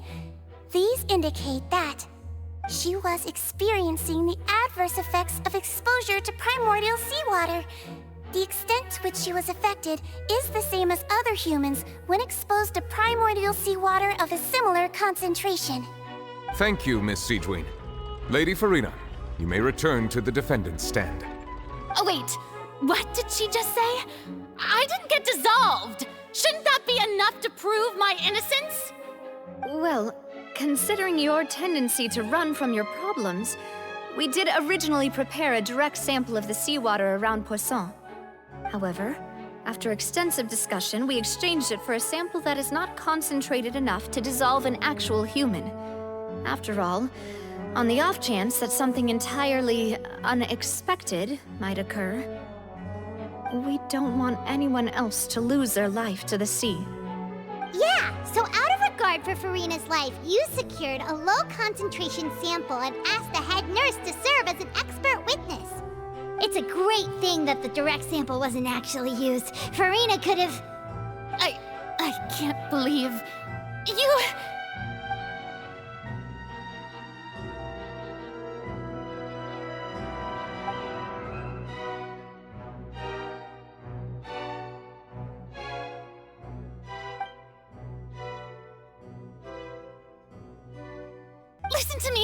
Listen to me, everyone! Please don't give me such cold and disdainful looks! What happened just now didn't prove a single thing! Think about it! How can you conclusively prove that an Archon can't also be affected by the primordial seawater? Also, if I was really just a human, why would I dare to just put my hand in that kind of water?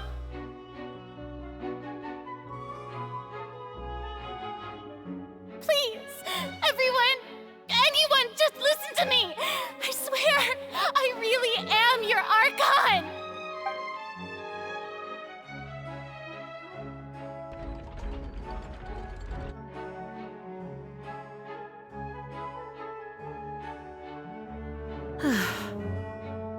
I don't think anything she says at this point will sway anyone. The odds are just too stacked against her now. With all the things that have been said, Paimon doesn't think there's any way left for Farina to win. I believe the time for arguments and presentation of evidence has come to an end. If there are no objections, we will move on to the final judgment.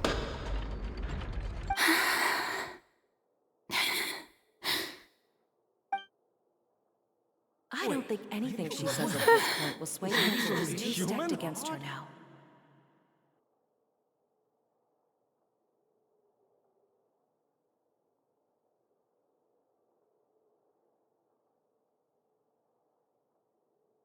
In my capacity as Chief Justice, I shall now render judgment on Farina's misrepresentation of herself as the Archon of Fontaine.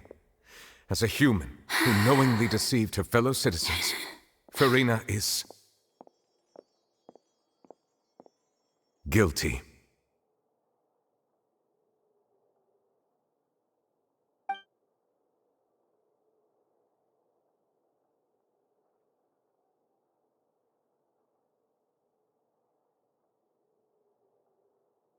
We shall now turn to the Oratrice Mécanique d'Analyse Cardinale to render the final verdict on the charges.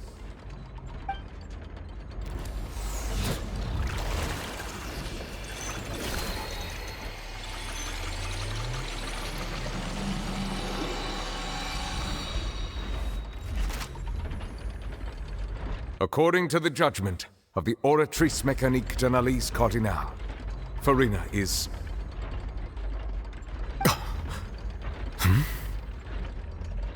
Well, what's wrong? What's the Oratrice's verdict? No, the Oratrice also displays a guilty verdict. Isn't that correct then? However, the exact wording of the verdict is thus. The Hydro Archon, guilty, to be punished via the death sentence. The death sentence? That's actually one of the available sentences? I've always thought that it was just a myth.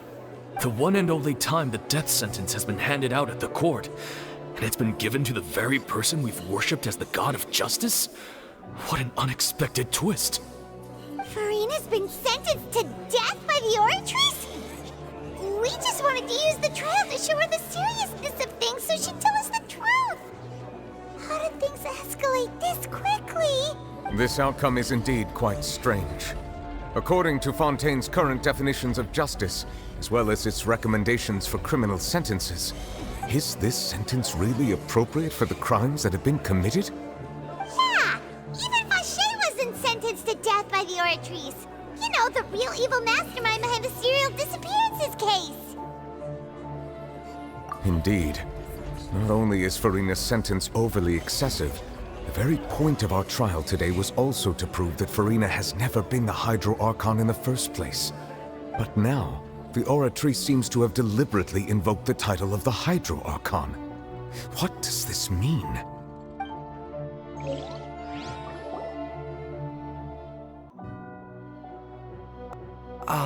Excuse me, if I may interrupt. Is the trial still going? Fremine! You finally made it. I assume this means you've completed your mission? Mm-hmm. Any mission Father assigns to me will always be top priority.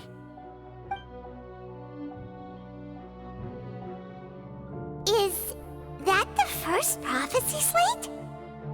Huh. So the knave privately arranged for Fremine to try and find the missing slate. I looked everywhere and finally found it at the bottom of the sea. It took me a long time to get around some dangerous stretches of water. But has the trial already concluded? Then doesn't that mean I've come too late? Oh no.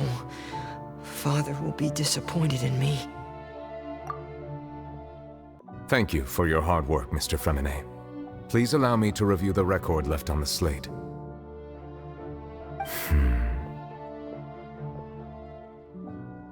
Traveler, I believe that you have already seen the other existing slates, and would like you to come here and confirm their contents.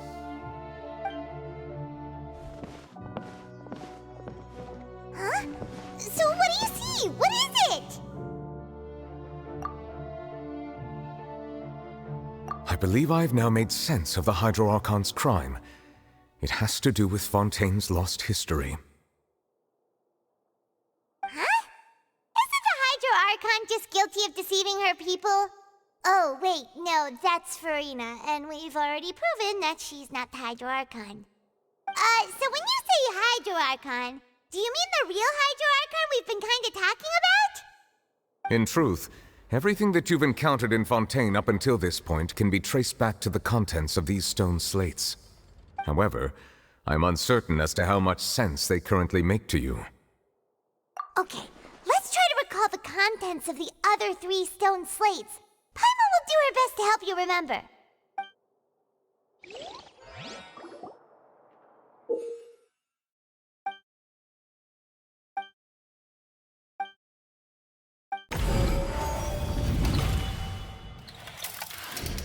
The first stone slate describes what you just said. It seems to show the previous Hydro Archon using her divine power And then the Oceanids turn into humans. Does that mean that Fontanians are transformed Oceanids? Oh, Paimon wasn't expecting that. But if Oceanids can turn into humans, then perhaps this process can be reversed as well.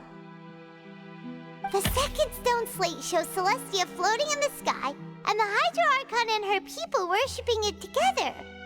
But the heavens still brought judgment down upon them. This must be the point when the Hydro Archon and the Fontanians were branded with their original sin. Does this mean that the original sin and the Hydro Archon sin are the same thing? The third slate shows the Hydro Archon sinking into the sea surrounded by many people. That reminds Paimon, didn't we also watch that happen to someone else? Well, the fourth slate is the prophecy the Fontanians have been talking about. People dissolving into the sea, the Hydro Archon crying on her throne, and so on. We didn't believe that such a crazy disaster could happen at first, did we? But after that incident, it was just a question of when and not if.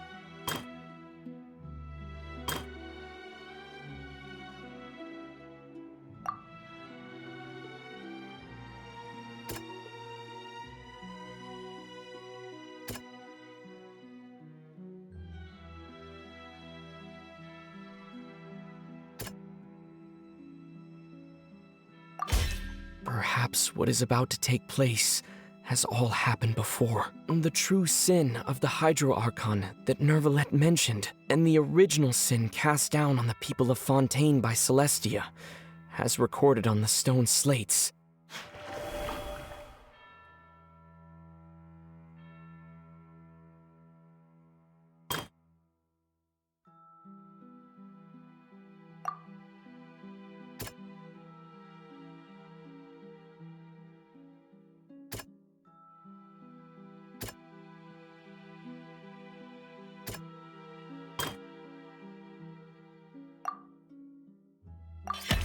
We know from the case of the serial disappearances of young women that Fontanians can be dissolved in primordial seawater, and the first stone slate tells us that long ago, the Hydro Archon used her power to turn Oceanids into humans. This might be the reason that Fontanians can dissolve.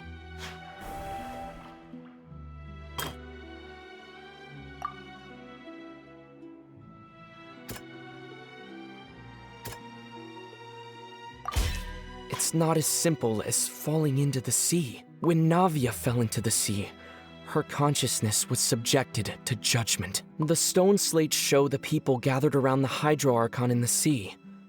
Could that be alluding to the same thing?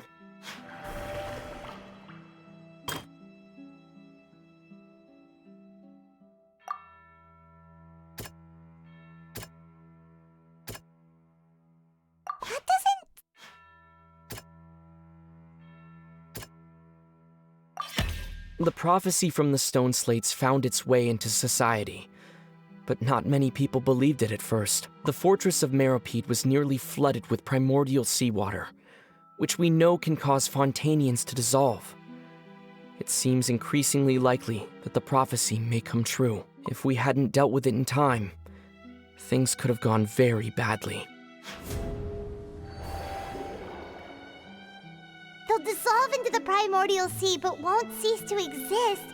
Their essence will flow in the seawater, converge, and take the form of an Oceanid. The Hydro Archon was sentenced to death in court, shocking everyone present. Perhaps Navia fell into the water inside those ruins, and she nearly dissolved. She was surrounded by the people of Poisson in a court within her consciousness, and was forced to take part in a trial meant to make her stay. The eruption of the primordial sea at the fortress of Meripede was the surest sign that the prophecy was about to come to pass no matter what. The stone slate's content can all be verified by recent events. If we combine what we know together, loads of truths should come to light.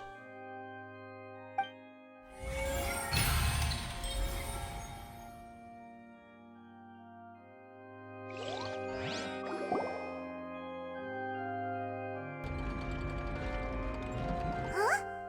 Oh, Paimon gets it now! So that's how you can make sense of it. But then it feels like we're going to have to share some truly shocking revelations. Let's hear them.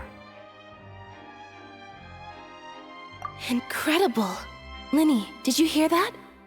We're not real humans. All Fontanians were originally created by the late previous Hydro Archon, with Oceanids as their basis. The evidence for that can be found in how only Fontanians could dissolve in primordial seawater, and how all the girls Vacher dissolved were also turned into Oceanids. Oh, and according to Navia, when she was about to get dissolved, she also saw everyone gathered around for a trial, all of them in the shape of Oceanids. Indeed. Yeah, and it follows from the content of the first slate that she probably angered Celestia by creating humans without prior permission. That could also explain why the Oratrice judged the Hydro Archon to be guilty.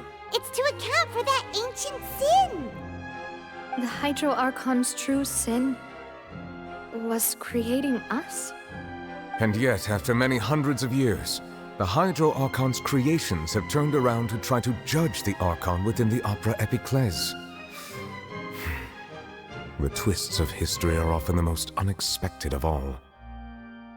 Yeah, isn't the image here just like when Navia fell into the sea? So wouldn't it be trying to show the image of the Hydro Archon also falling into the sea once the prophecy has been fulfilled in the fourth slate? In the end, the people will all be dissolved into the waters, and only the Hydro Archon will remain weeping on her throne. Only then will the sins of the people of Fontaine be washed away. Did Paimon get all that right? You've made some keen deductions. I must say, given how much you still don't know, it is impressive that you've already managed to connect so many pieces of the truth. However, while you were able to decode all the information on the slates, they've also been etched with an additional layer of hidden information using a different power source. When we were at the ruins, I tried to decipher the hidden information recorded in the slates. But since we only had 3 slates at the time, I was unable to come to a full conclusion. Now that the slate collection is complete, I shall make another attempt to decipher the narrative recorded within. If everything goes well, we should finally be informed of the unadulterated truth.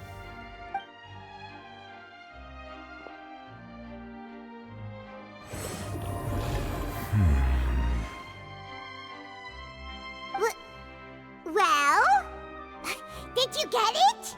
I believe I should share this truth not only with you, but with all the people of Fontaine as well. I will try to briefly summarize it for you.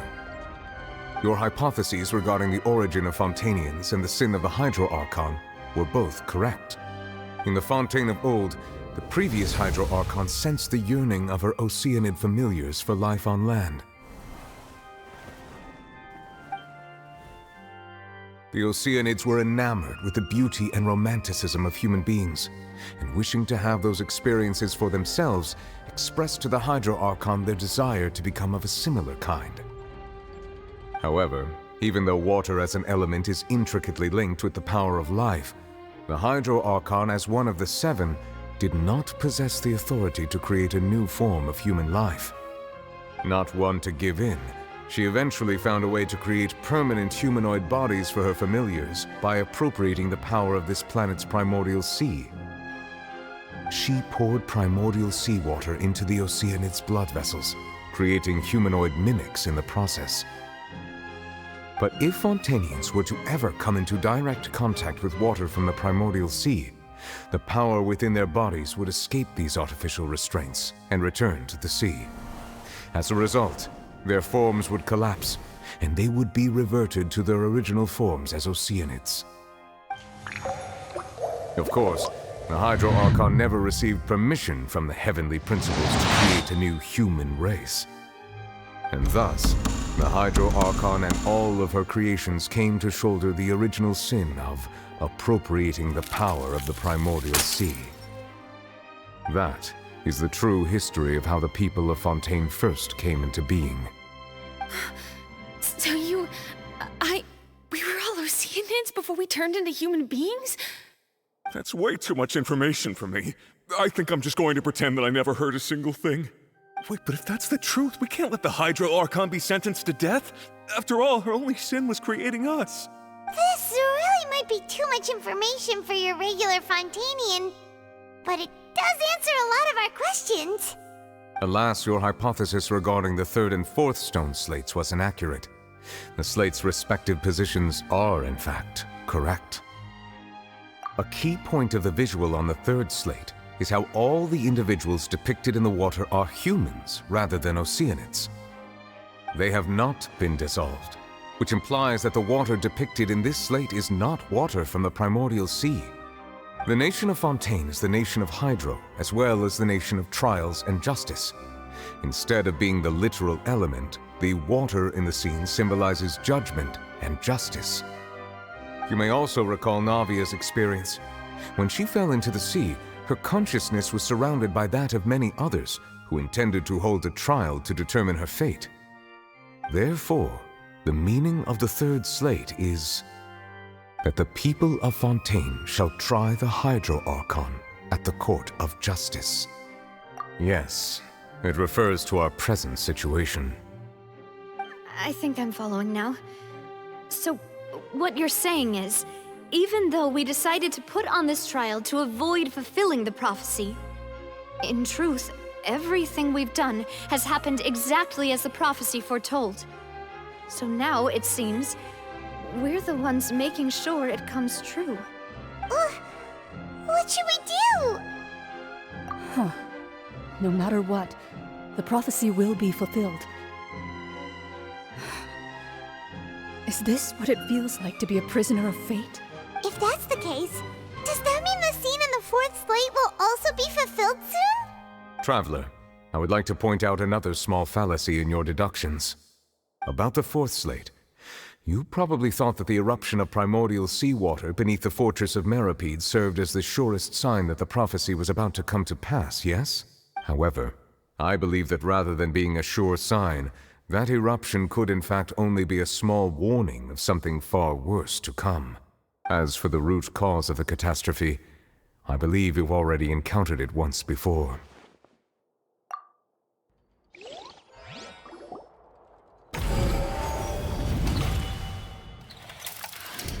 This eruption was just a small warning of the things to come. We must find the root cause of the disaster.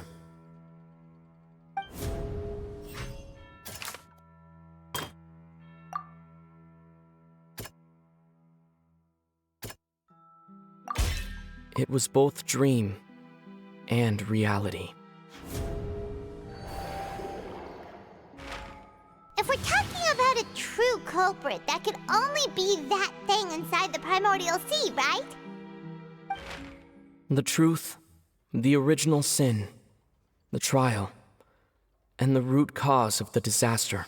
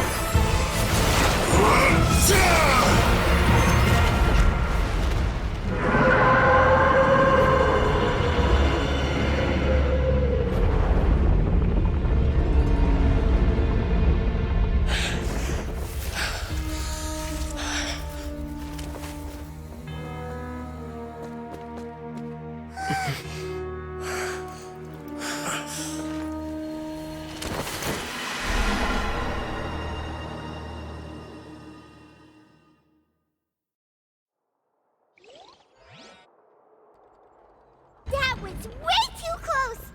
How did that thing just burst into the Opera House? Wait, was that the huge whale you saw in your dream? So we've met it at last.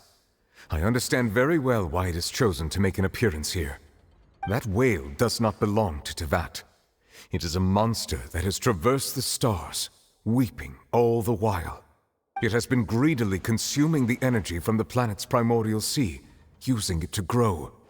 That is the main cause for the rising sea levels. And once it has finished consuming all of the energy contained within the sea, its next step will be... You said that when the Hydro Archon first created Fontanians out of Oceanids, she filled their blood vessels with primordial seawater. Precisely. That whale finds the blood of Fontanians nigh impossible to resist.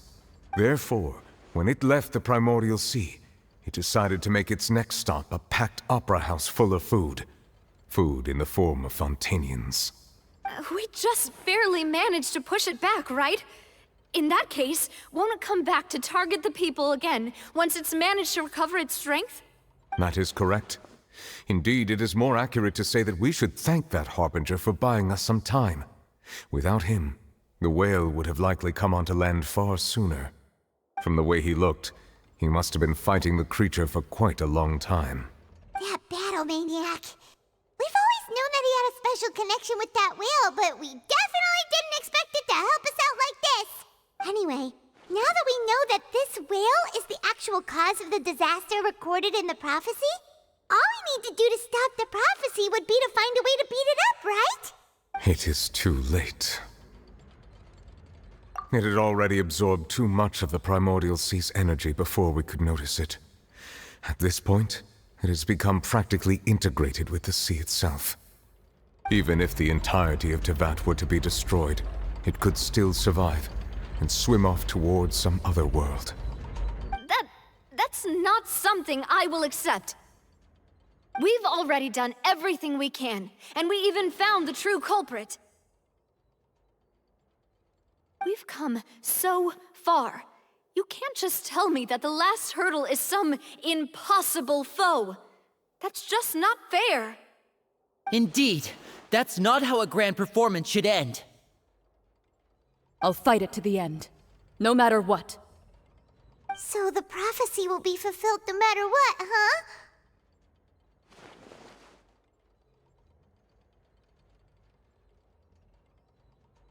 The prophecy. Yes, what has been prophesied will be fulfilled. You may view such things as the history of the future.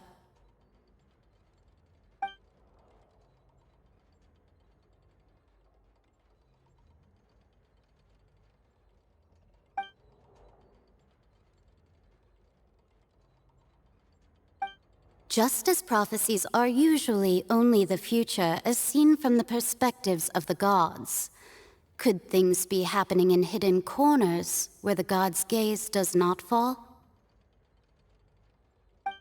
Ultimately, fate shall serve as your only guide, no matter what will happen in Tevat's future. All you need to do is to play your part.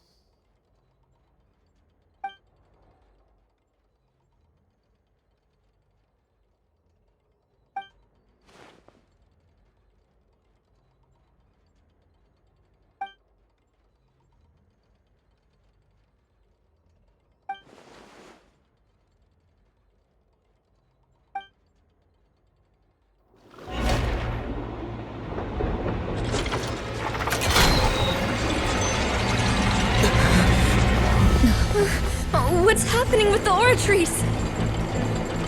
I believe it is preparing to carry out the death sentence.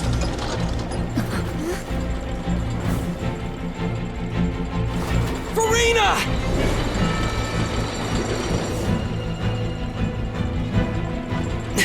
No, I still need answers.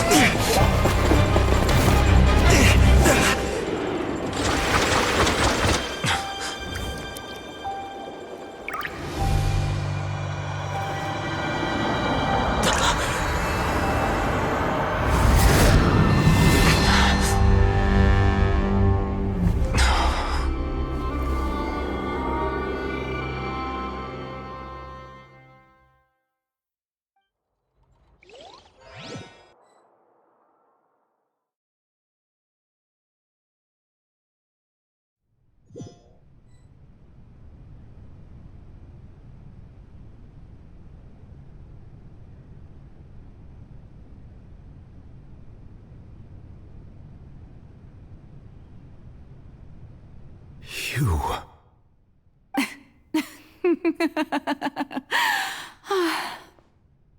Sorry.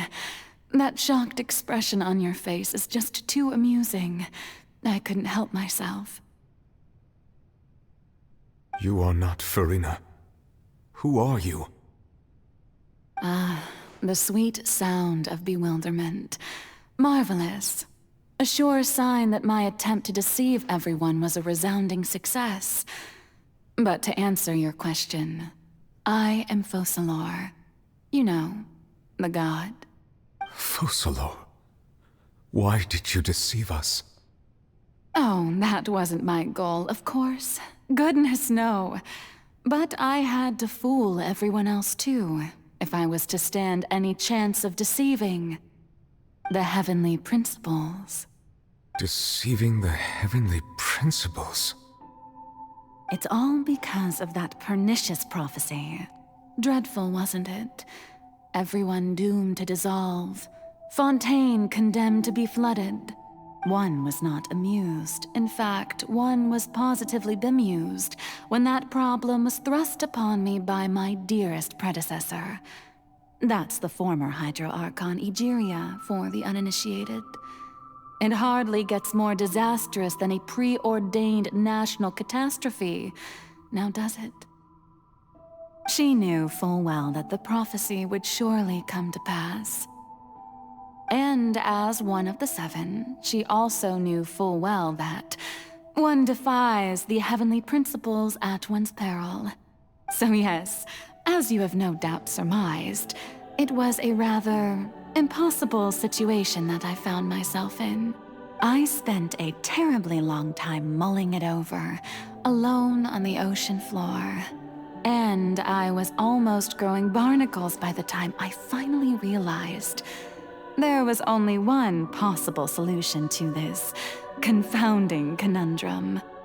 I had to outwit the heavenly principles, allow the prophecy to be fulfilled, ostensibly at least, while saving everyone at the same time. I'm a genius, I know. I can only assume that's why Egeria chose me as her successor. Although, looking back now, it was hardly the inheritance one dreams of.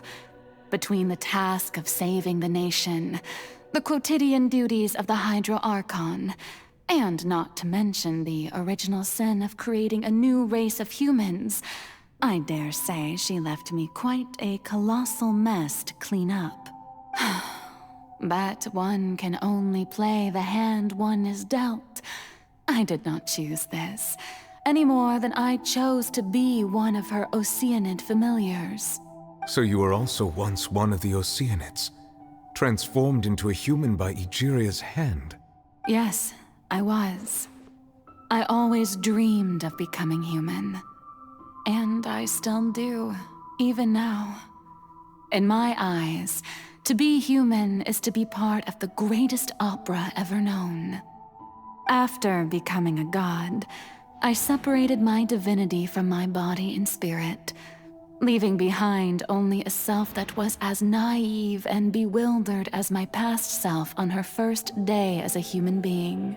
The me you see before you now is that divinity. And the human counterpart I left behind, I named Farina. She could feel joy, sorrow, and everything in between. She could be as vain and conceited, or as meek and vulnerable as she wished. Her strengths were of a kind only a human could possess, as were her shortcomings. But in my eyes, Farina's humanity was what made her perfect. She was perfectly human in every way. The person I always wanted to be. Anyway, so then I cursed her. All part of the plan, of course. The plan to deceive the heavenly principles. Do you still remember the final scene of the prophecy? The Hydro Archon alone, weeping on her throne. In order that the prophecy might appear fulfilled, I invited Farina to be an actress, to play the part of the Hydro Archon in the prophecy. Under the curse I placed on her, so long as I, Focalor's divinity, continued to exist, she could not die. But nor was she free to live her life in the pursuit of happiness. Instead, she was forced to take the stage in the opera house, to embrace the role of leading lady, to forever play the part of the god from the prophecy, all to create a deceitful appearance of that prophecy coming to pass. I suppose now you probably understand why your court is called the Opera Epiclese. But Farina is only human, isn't she? Even though she has had a long life, her mind is no stronger than that of any other ordinary human being. I cannot begin to fathom what she has had to endure. It must have been torture for her. It has indeed. And although she is, in a sense, me in human form, I most definitely owe her an apology for it. It's been 500 years.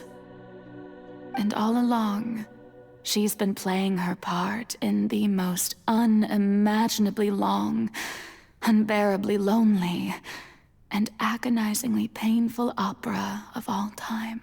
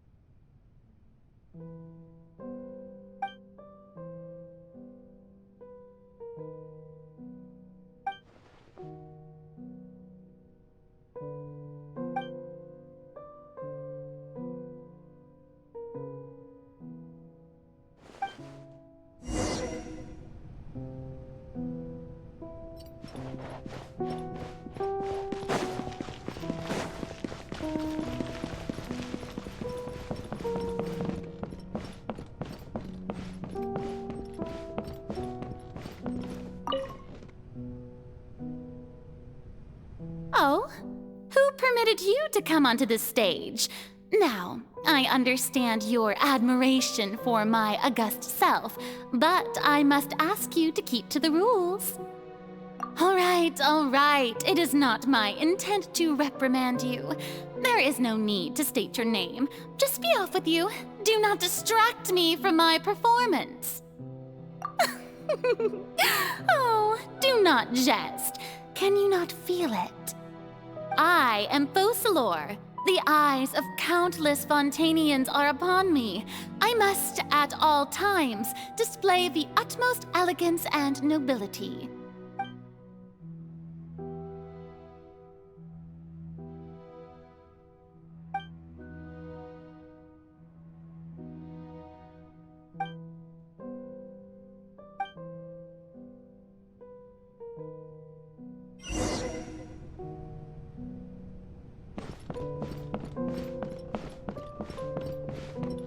Dear audience, the performance is experiencing a technical difficulty, but worry not.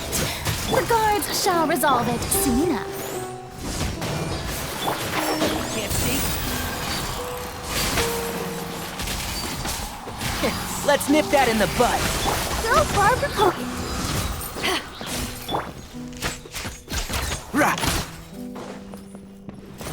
Hey, what gives? The audience is still watching me, you know. Guards? Wait, where are the guards? Guards!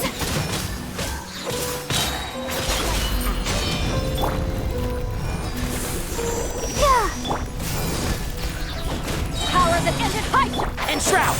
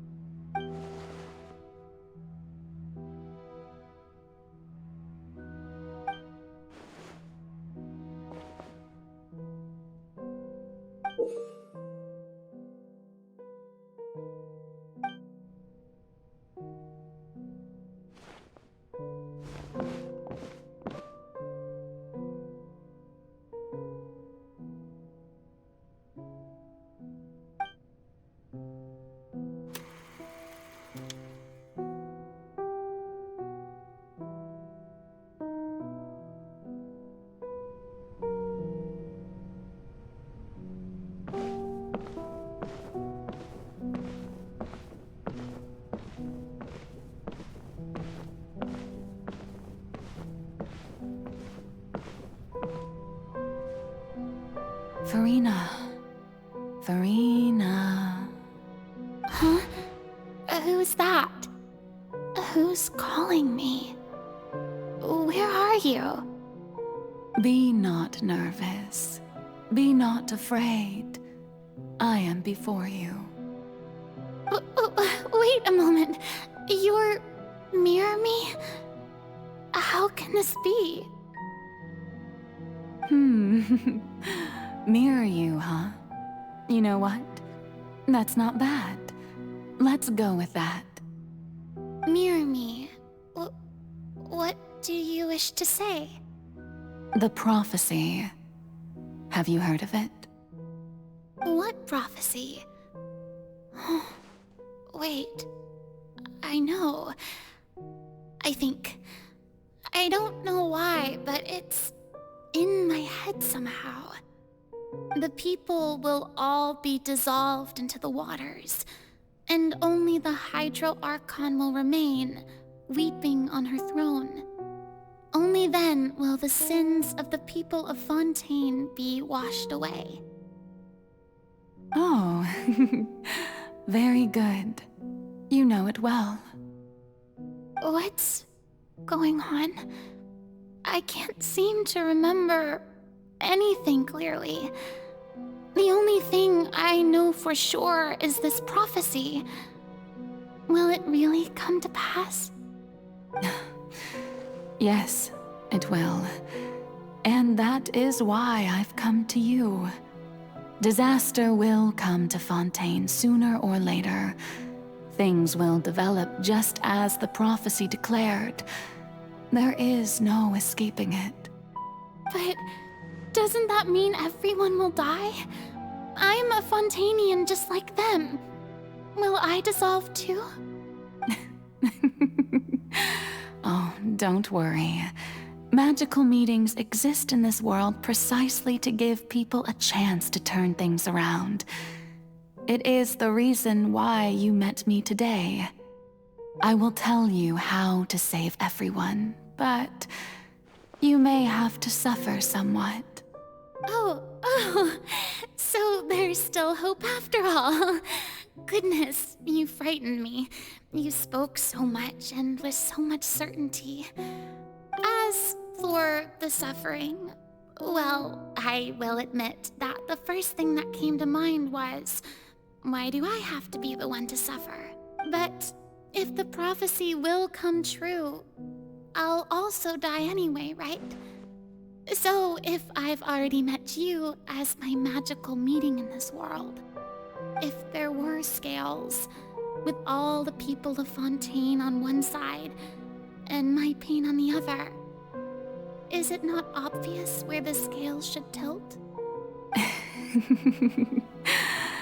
You truly are the perfect human, my ideal. I suppose this would also be the justice that belongs to you. Huh? Don't worry, it's nothing. Listen well. Fontaine has just lost its Hydro Archon. I need you to play a role, that of the new Archon. Play as a god? That's right. You must begin a never-ending masquerade. You must never let anyone suspect your identity. If you can keep it up, then I shall have my way of defying this prophecy. But should your identity be revealed, then all hope will be lost.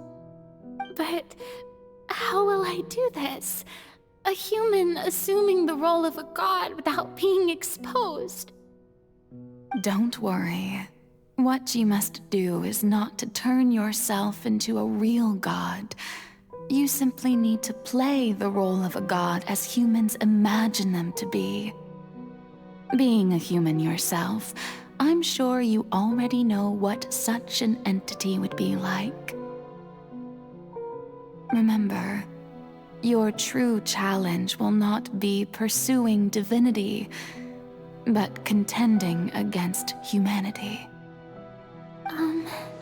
I'm still not sure I understand, but I'll try. I'll try to. So, how long am I going to have to play this role? To accomplish this mission, you will have to stay on the stage for many, many years. You will endure and not grow old until your task ends. But I promise you, all will eventually end in a magnificent and dramatic trial, and everyone will be saved. A trial, huh? How exciting. I'll be looking forward to it.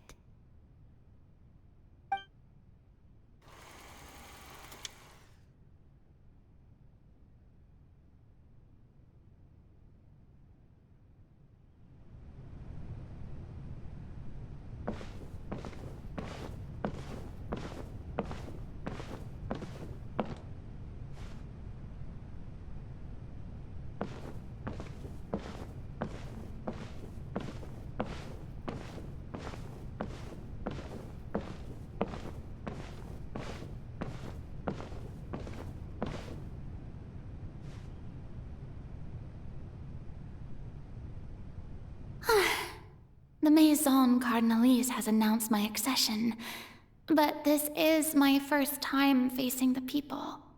What should I say to most appear like a god? To be honest, I still don't know. Perhaps I should first try to act natural. Ladies and gentlemen, good evening, and welcome to the Opera Epiclese. I'm sure you've all heard about how I have taken on the role of Hydro Archon. Indeed, I am Verena de Fontaine, your new Archon. In truth, I know little about becoming a nation's new god, but it will be my honor to guide you all. As the god Focalor, the god of justice, I shall do all within my power to lead you into an age of fairness and justice. Once again, thank you all for coming. If you should have any questions or suggestions, please send them to the Maison Cardinalise. The future of Fontaine will require us to work together, after all. This should do it. I thought I might stammer, but thankfully, I was able to convey my thoughts just fine. Okay, and next. That's the new Hydro Archon. Is this some kind of joke by the Maison?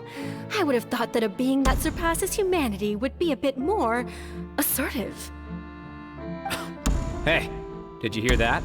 She even told us to send her suggestions there at the end. Shouldn't gods be all-powerful? She's being so modest. What's the difference between her and an ordinary person, then? If you ask me, perhaps the succession didn't actually happen. She might just be a Maison-backed puppet.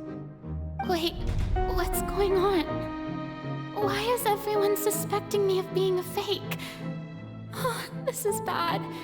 If I get exposed here, there'll be no saving the people from the prophecy. Right. Mirmi said that I just need to play the role of a god as humans imagine them to be. Calm down, Verena. Think. What do the people want? How would they imagine a god to speak and act? Assertive, with a strong sense of presence. One who can dispel all doubt. That is the character I'm fated to play.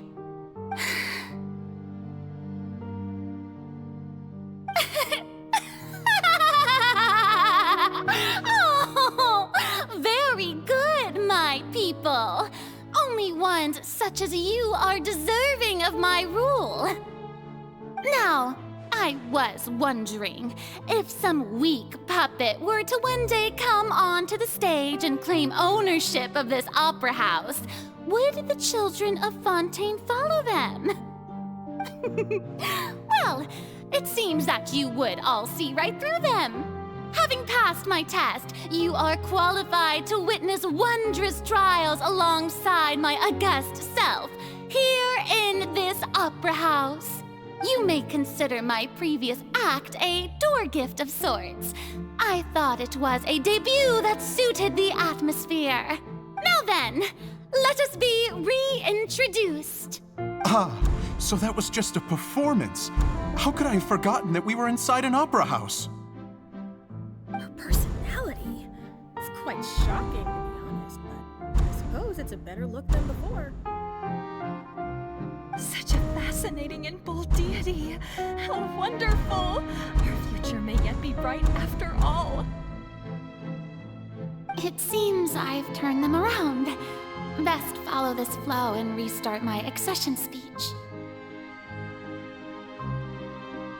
My dear people, whether you acknowledge me or not, whether you trust me or nay, I say to you, keep faith in your ardor for justice. We have heard it said that this nation's sins can no longer be washed away. Well, I say that justice is most fragrant when it blooms amid sin. The scales of justice should not weigh heavy in the hands of its God. On one side, it must carry fairness and justice. And on the other, praise and applause. May law be the prayer on our lips. May judgment be our worship. Let us light the fires and drink to the future of Fontaine! There is no trouble in this world that justice cannot solve. All that is needed is for you, my people, to believe in it, heart and soul. So long as I, the Archon Focalor, stand within the Opera Epiclese, so long as I stand before the Oratrice, I shall even judge the gods of this world!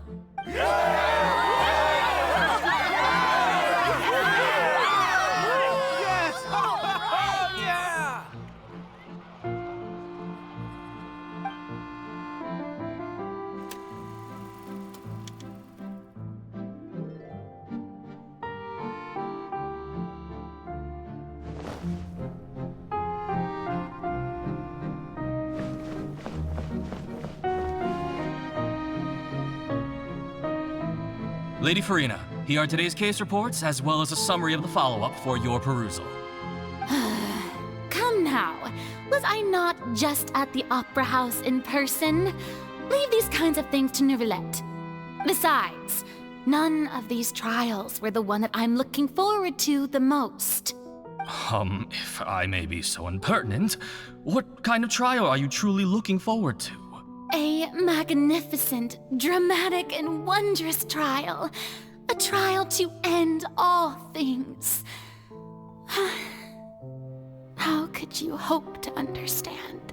That's true. I fear I lack the ability to grasp your divine thought, Lady Archon.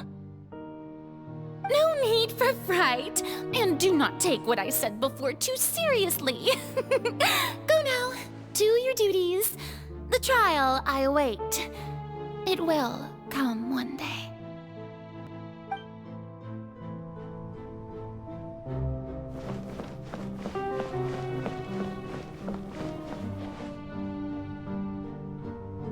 Lady Farina, I don't know what to say. Thank you for agreeing to see me. No need to thank me. Or rather, thank your own sense of perseverance instead. Long have you stood in line to meet me, have you not? Oh, I'm afraid that's just an inevitable consequence of my divine charm. All right, Deoteria, is it? How is your son's illness? You remembered me, and you knew of my family, too. He is doing much better now. In fact, he is far more of an ardent believer than I. He was the one who forced me to seek an audience with you, and to bring your words back to him. Oh, good. Very good. If this should happen again in the future, please do not hesitate to come and tell me. Going down to citizens' homes every so often, while not usual practice, should serve as a fine change of pace. You're such a gentle and wise god. Thank you once again, on behalf of my son.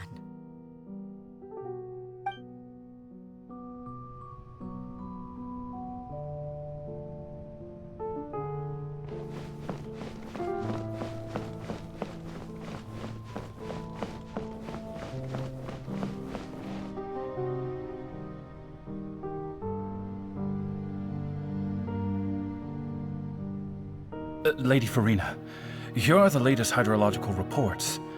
As for the specific parameters you asked to take note of, I'm afraid things still don't look good. I see. It's as I thought then. As your god, I did already expect this, but I wanted to see how far your human wisdom would allow you to analyze it. All manner of signs indicate that the prophecy will still come to pass. Forget it. That's not something you need to worry about right now. Well, as I understand it, the Fontaine Research Institute is also trying to find a way to counter the rising water levels. Really? Have they found anything? I'm afraid that they haven't found any effective solution thus far. Is that so? Well, no wonder. This issue has reached the realm of the gods, after all. Still, their spirit is praiseworthy.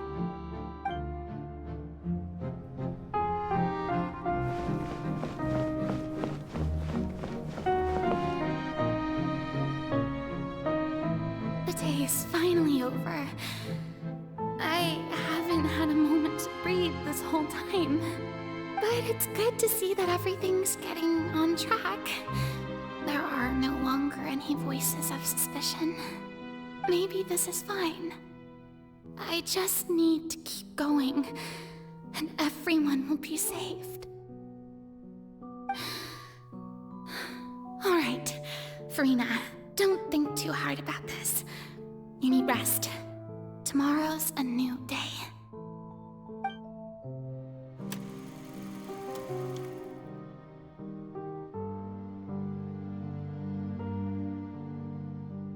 Lady Farina, here are the new trial reports for the latest cases, as well as a summary of the follow-up. There'll be no need for that. I've seen them already. There's no need to go back over scenes I've witnessed in person before. Lady Farina, I've waited so long for this chance to see you in this manner. Indeed, my dear, loyal citizen. This joyous moment is an honor for us both. Lady Farina, we're detecting significant hydrological anomalies near Poisson. Understood. Keep monitoring. Keep me informed should anything come up at the Institute.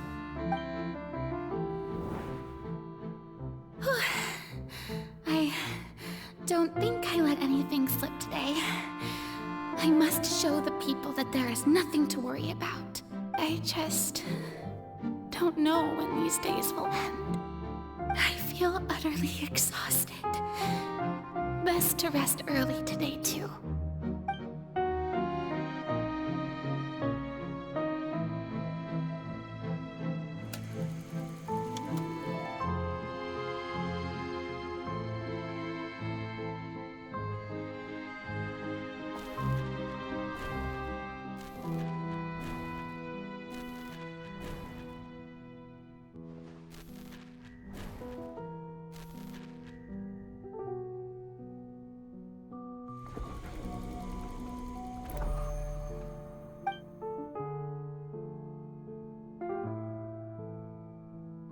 Lady Farina, it's like a dream being able to speak with you up close like this.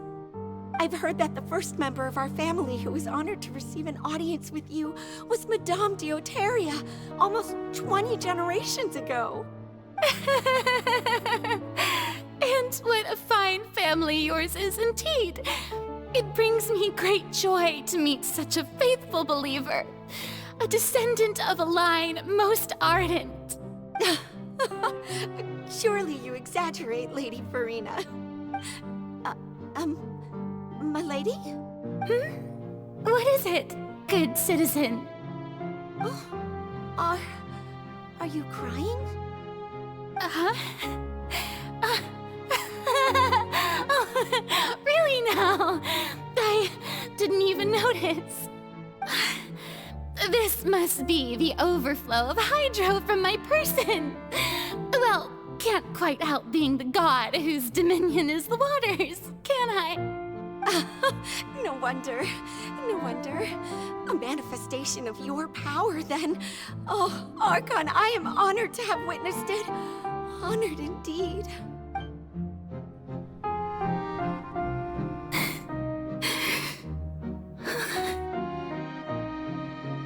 So interminable.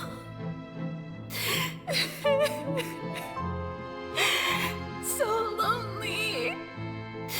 Just how much longer? Hundreds of years must have passed by now. Perhaps the show must go on for hundreds more. I never imagined that it would hurt so much. Have I reached my limit? No. Perhaps I reached it long ago. Today I didn't even notice my own tears. I want to tell someone, anyone, about this. But would that not destroy all I've done so far? I've conducted so many investigations across the centuries. But there's not even a sliver of hope that we might break the prophecy. All I can do is keep heart. I must maintain this act. It is the only way to save Fontaine. Please, mirror me. You have to succeed.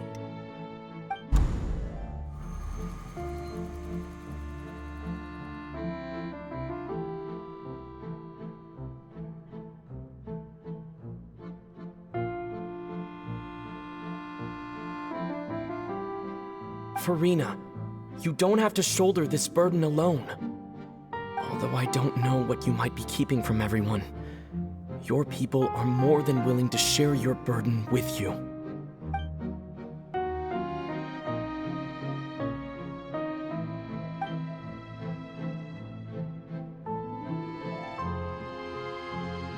Share my burden.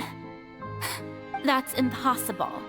It was fated right from the start that this would be my duty alone. But even if your burden doesn't need to be shared, you can still choose to confide in someone. Just share it with me. I'm what you'd call a witness. A witness? Yes, I've heard that you came to Tevat from beyond the stars, yes. In other words, you never belonged here. And if Tevat is, in its entirety, a show on a stage, then you're just a spectator, aren't you?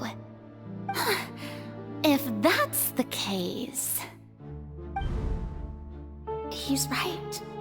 I could confide in him, couldn't I? But if things don't play out as expected, the people of Fontaine will be the ones to pay the price. No, Farina. You shouldn't be selfish.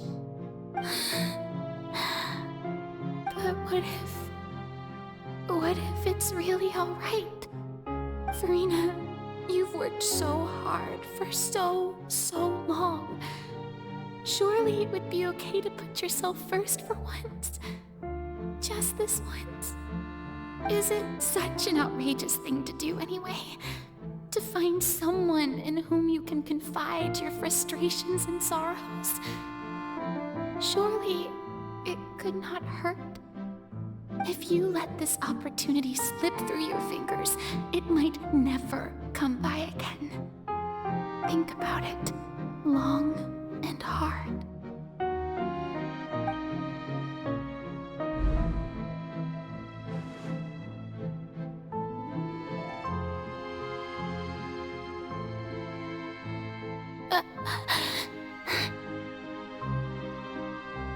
No, I have nothing to say. I am Farina, the Archon of Fontaine. Everything will surely get better. All you need to do, dear spectator, is to witness my performance until the curtains fall.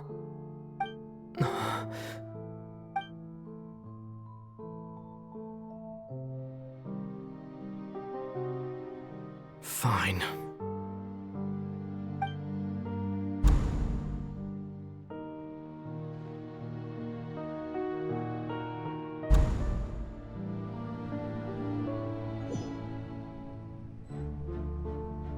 So even Farina doesn't know the truth? You've never once let her in on the full plan? Yes, it had to be done. To deceive the heavenly principles, you must first deceive yourself. She did very well. If she had let her resolve falter even once in these 5 centuries, Fontaine would have been doomed to the most tragic fate. It seems that trusting humanity was the right decision after all. I believe that I understand how your deception works, but that is only half the truth, is it not? How would you build on this foundation to save the people of Fontaine? That is the most important thing. Ah, good. Of course, the Iudex of Fontaine has pinpointed the crux of the issue. I'm sure you've long sensed that the Oratrice is no simple machine, yes? I've always suspected that it had its own consciousness. And Linny did mention that he heard a human voice within the core chamber. It now seems that that person was you, hidden within the machine all along. Am I right? And then I became one with the Oratrice, taking Fontaine's gnosis with me. Yes, it would seem so, wouldn't it? Alas, your understanding of this device still lacks sufficient depth. In truth, it is no enactor of justice. It is, in fact, a device created to kill the god of justice. I beg your pardon? Oh, you have it. And to be more precise, not only will the Oratrice take down the god of justice, it will also take down the divine throne upon which she has been placed. I mean, did you think I would be the sort to enjoy peaceful repose while Farina suffered? My work over these last 500 years has been to constantly accumulate indemnitium within the Oratrice. But really, some have already discovered that only a small fraction of the energy generated by the device was ever used to provide power to Fontaine. The vast majority had to be, accumulated to enact this death sentence. It was all a part of your plan, then? Both the trial and the sentence? Indeed. This power, accrued over 5 centuries, could have sustained Fontainians for millennia had it only been used for that purpose. Almost all of it has now been stored within the Oratrice. But only power of this magnitude could hope to destroy the Hydro Archon's divine throne, shaking the rules established by Celestia and breaking through the institution that is the Seven. So the Oratrice's call for death was for neither Farina nor Focalor, but for the Hydro Archon. The destruction of that divine throne. If I do not misunderstand your intent, you must be... returning what's rightfully yours to you, of course. In other words, this was all done to return the authority of the Hydro Archon to the Hydro Dragon of this planet. But...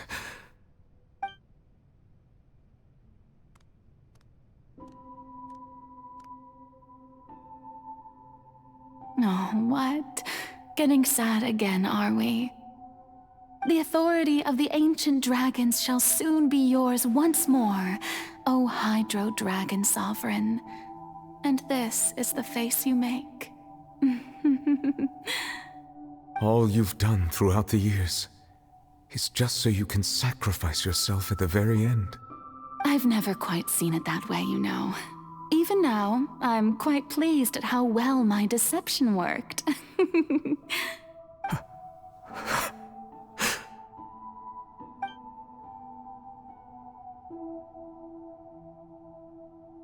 Hydro Dragon, don't cry. I must say, had it been within my rights, I would have loved to judge the heavenly principles themselves. Were they not guilty of essentially the same crime? Egeria stole the power of the primordial sea, and the heavenly principles stole the power you ancient dragons possessed. I, for my part, am the god of justice. And is it not just that your original powers should be returned to you? Speaking of justice, I have always believed that justice lies in the process of pursuing human existence itself. So, if the theft of the primordial seas then, leaving matters of procedural right and wrong aside, the descent of the Fontainians as humans and their right to exist in this world would be Fontaine's original justice. In other words, existence was Egeria's justice, and to me, justice is the continuation of that existence, defying the prophecy and ensuring that Fontaine's people shall live on. That should be the justice enthroned over all others. At this point, we, whether it be myself or all other Fontainians, have shouldered the burden of this sin for far too long. Iudex Nervillet, the highest judge in our land, when you regain your full power as an elemental sovereign, what verdict shall you pass upon us? So when I was invited to the court of Fontaine to serve as Iudex, I see now that that was your idea too.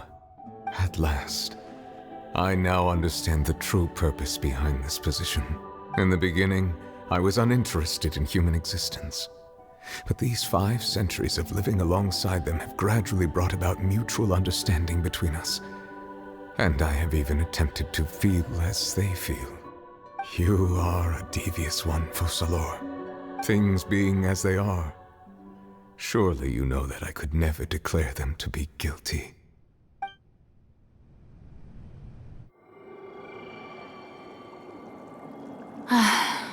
The hour of my execution is almost here. For the sinner, the curtain call has come. I know I may not sound it, but faced with death, I find myself a little afraid. Perhaps this is one thing both gods and humans have in common.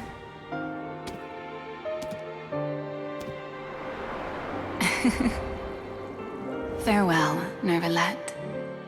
I hope you've enjoyed the part you played these 500 years.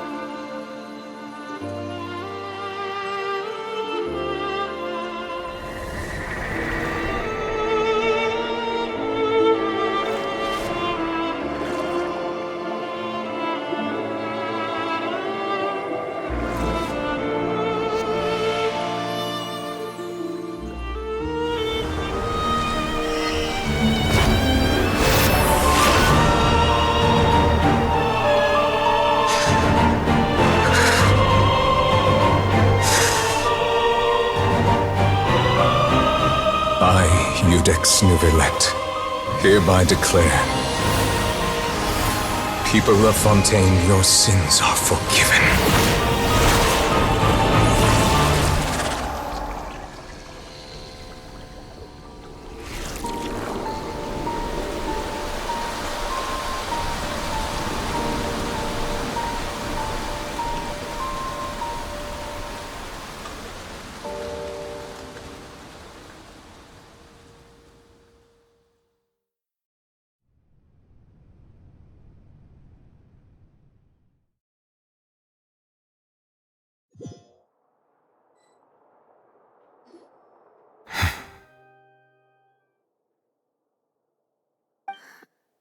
What just happened? Has the death sentence been carried out? Was that bright light some sort of misdirection? I have a feeling that something huge just happened. But since we're all still alive and haven't been dissolved, I assume whatever happened was good for us. It's time to end this. We must mete out punishment to that beast. Didn't you say just a moment ago that it can't be defeated? I have gained the strength sufficient to deal with it. Through certain means, I now have the ability to separate the power of the Primordial Sea from that creature. We should seize the opportunity to pursue our quarry. Traveler, now that the oratories can no longer function, I require an executor to help me mete out justice. The root of the calamities befalling Fontaine, the beast that enacts the prophecy. Its name is the all-devouring Narwhal. Come with me, traveler. The hour of execution has come.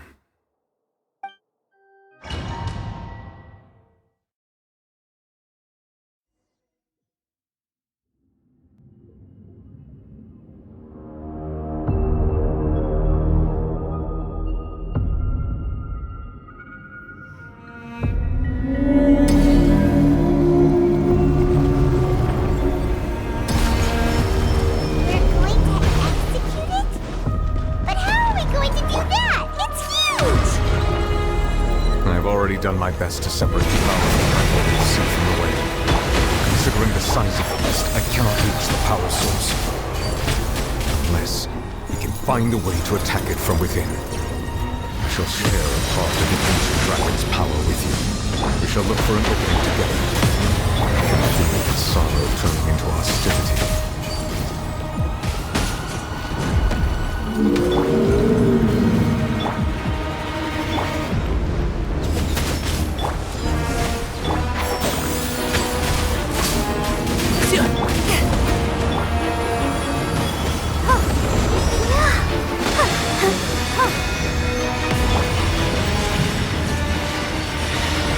Devouring Narwhal cannot resist its instinct to devour. Continue to trigger its hostility. Chance will present itself.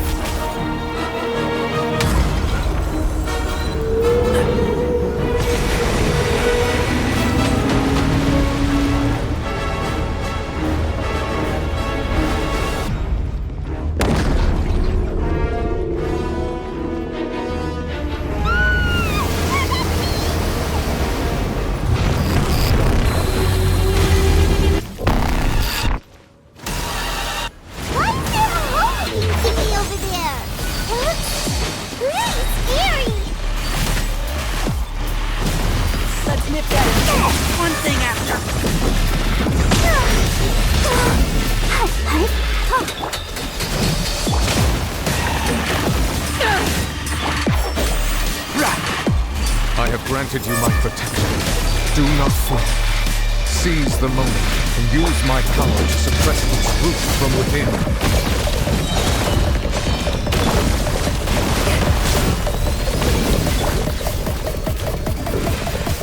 Keep up.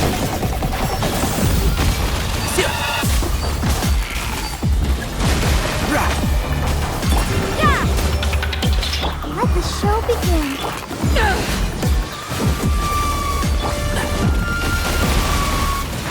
Can't see?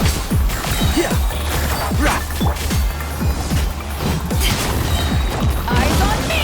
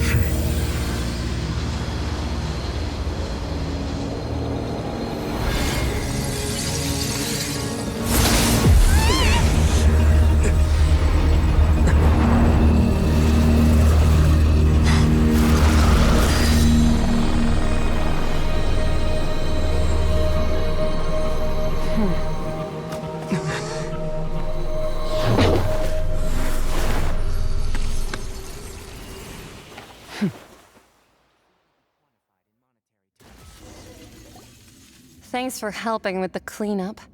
It should have been my job, but... oh well. It was just supposed to be a short private training session for me. I didn't think that my disciple and my master's pet would start brawling in the meantime.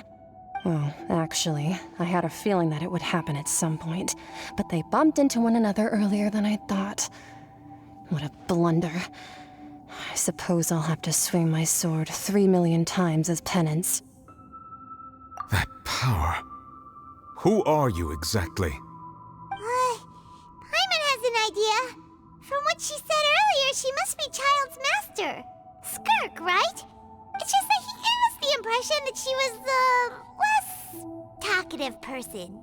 I simply did not have anything to say to the weak. But you, on the other hand, managed to defeat the all-devouring narwhal without using power from beyond this world. So you may speak to me as equals. I have to agree. It's a strange use of a planet's primordial waters just to raise an all-devouring narwhal. That kind of power is wasted on it. It's not cooperative, it eats too much, and I have more important things to do with my time than pet sitting. The only thing that creature has going for it is its looks. All in all, it fails as a pet. Miss Skirk? I think you might have missed the point. The point being? Well, being that this pet almost destroyed an entire nation. So what sort of person is your master? Well, Child's master's master. Wait, is that right? Oh, right. So you don't know him. Sorry, I assumed you did. His name is Sir Telogi. Huh? I am unfamiliar with that name. Huh. So Master isn't sufficiently famous. How should I describe him then? Have you heard of the name The Fowl? The Fowl? Still nothing? Well, how about the Visionary? Vetterfulnir then? Or Gold Rhine-Daughter? Ooh, that one we've heard. Rhine-Daughter's part of the Hexen Circle. She's Albedo's mom, right? Oh, so you do know that name. To be honest, I also heard all of those names and titles from my master. I don't actually know them either. But I suppose you understand now, yes? My master is likely a similar sort to Rhine-Daughter. They are both pursuing some form of perfection. Wait, didn't you also mention a visionary person? Paimon didn't quite catch their name. Actually, never mind that. I believe it expedient to inform you that the all-devouring narwhal used up nearly all its strength fighting you. Such roiling hydro energies will prove difficult for the planet's deep seas to digest. As such, the fontaine back on the surface has most likely been thrown into chaos. In other words, the prophecy that you've been fretting over should now be in full swing. What?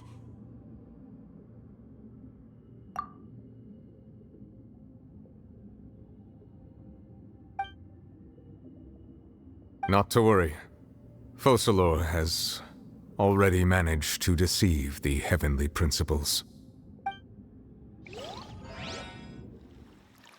In the end, the people will all be dissolved into the waters, and only Farina will remain, weeping on her throne.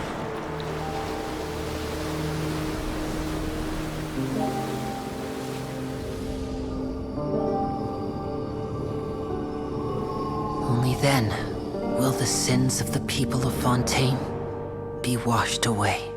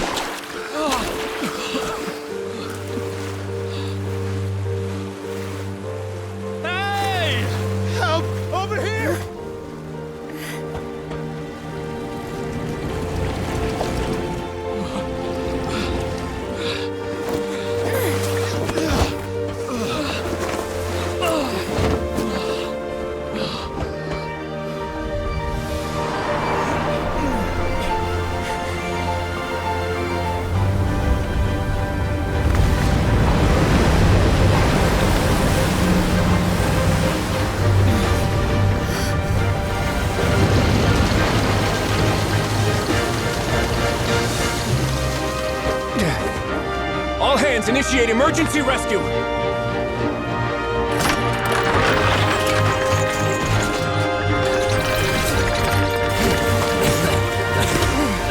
Hurry!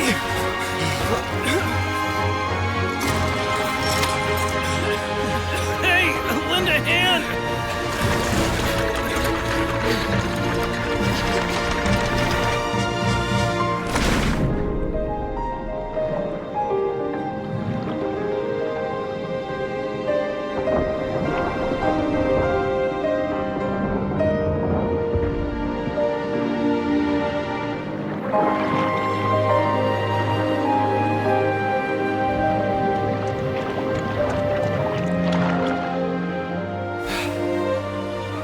Look! The water's receding!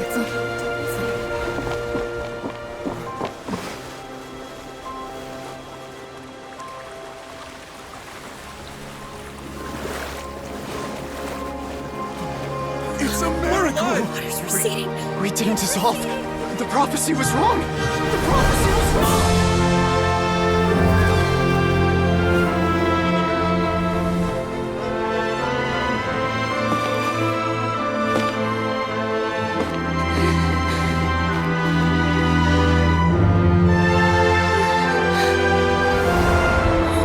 Are you alright? Yeah. We're saved. The prophecy was wrong.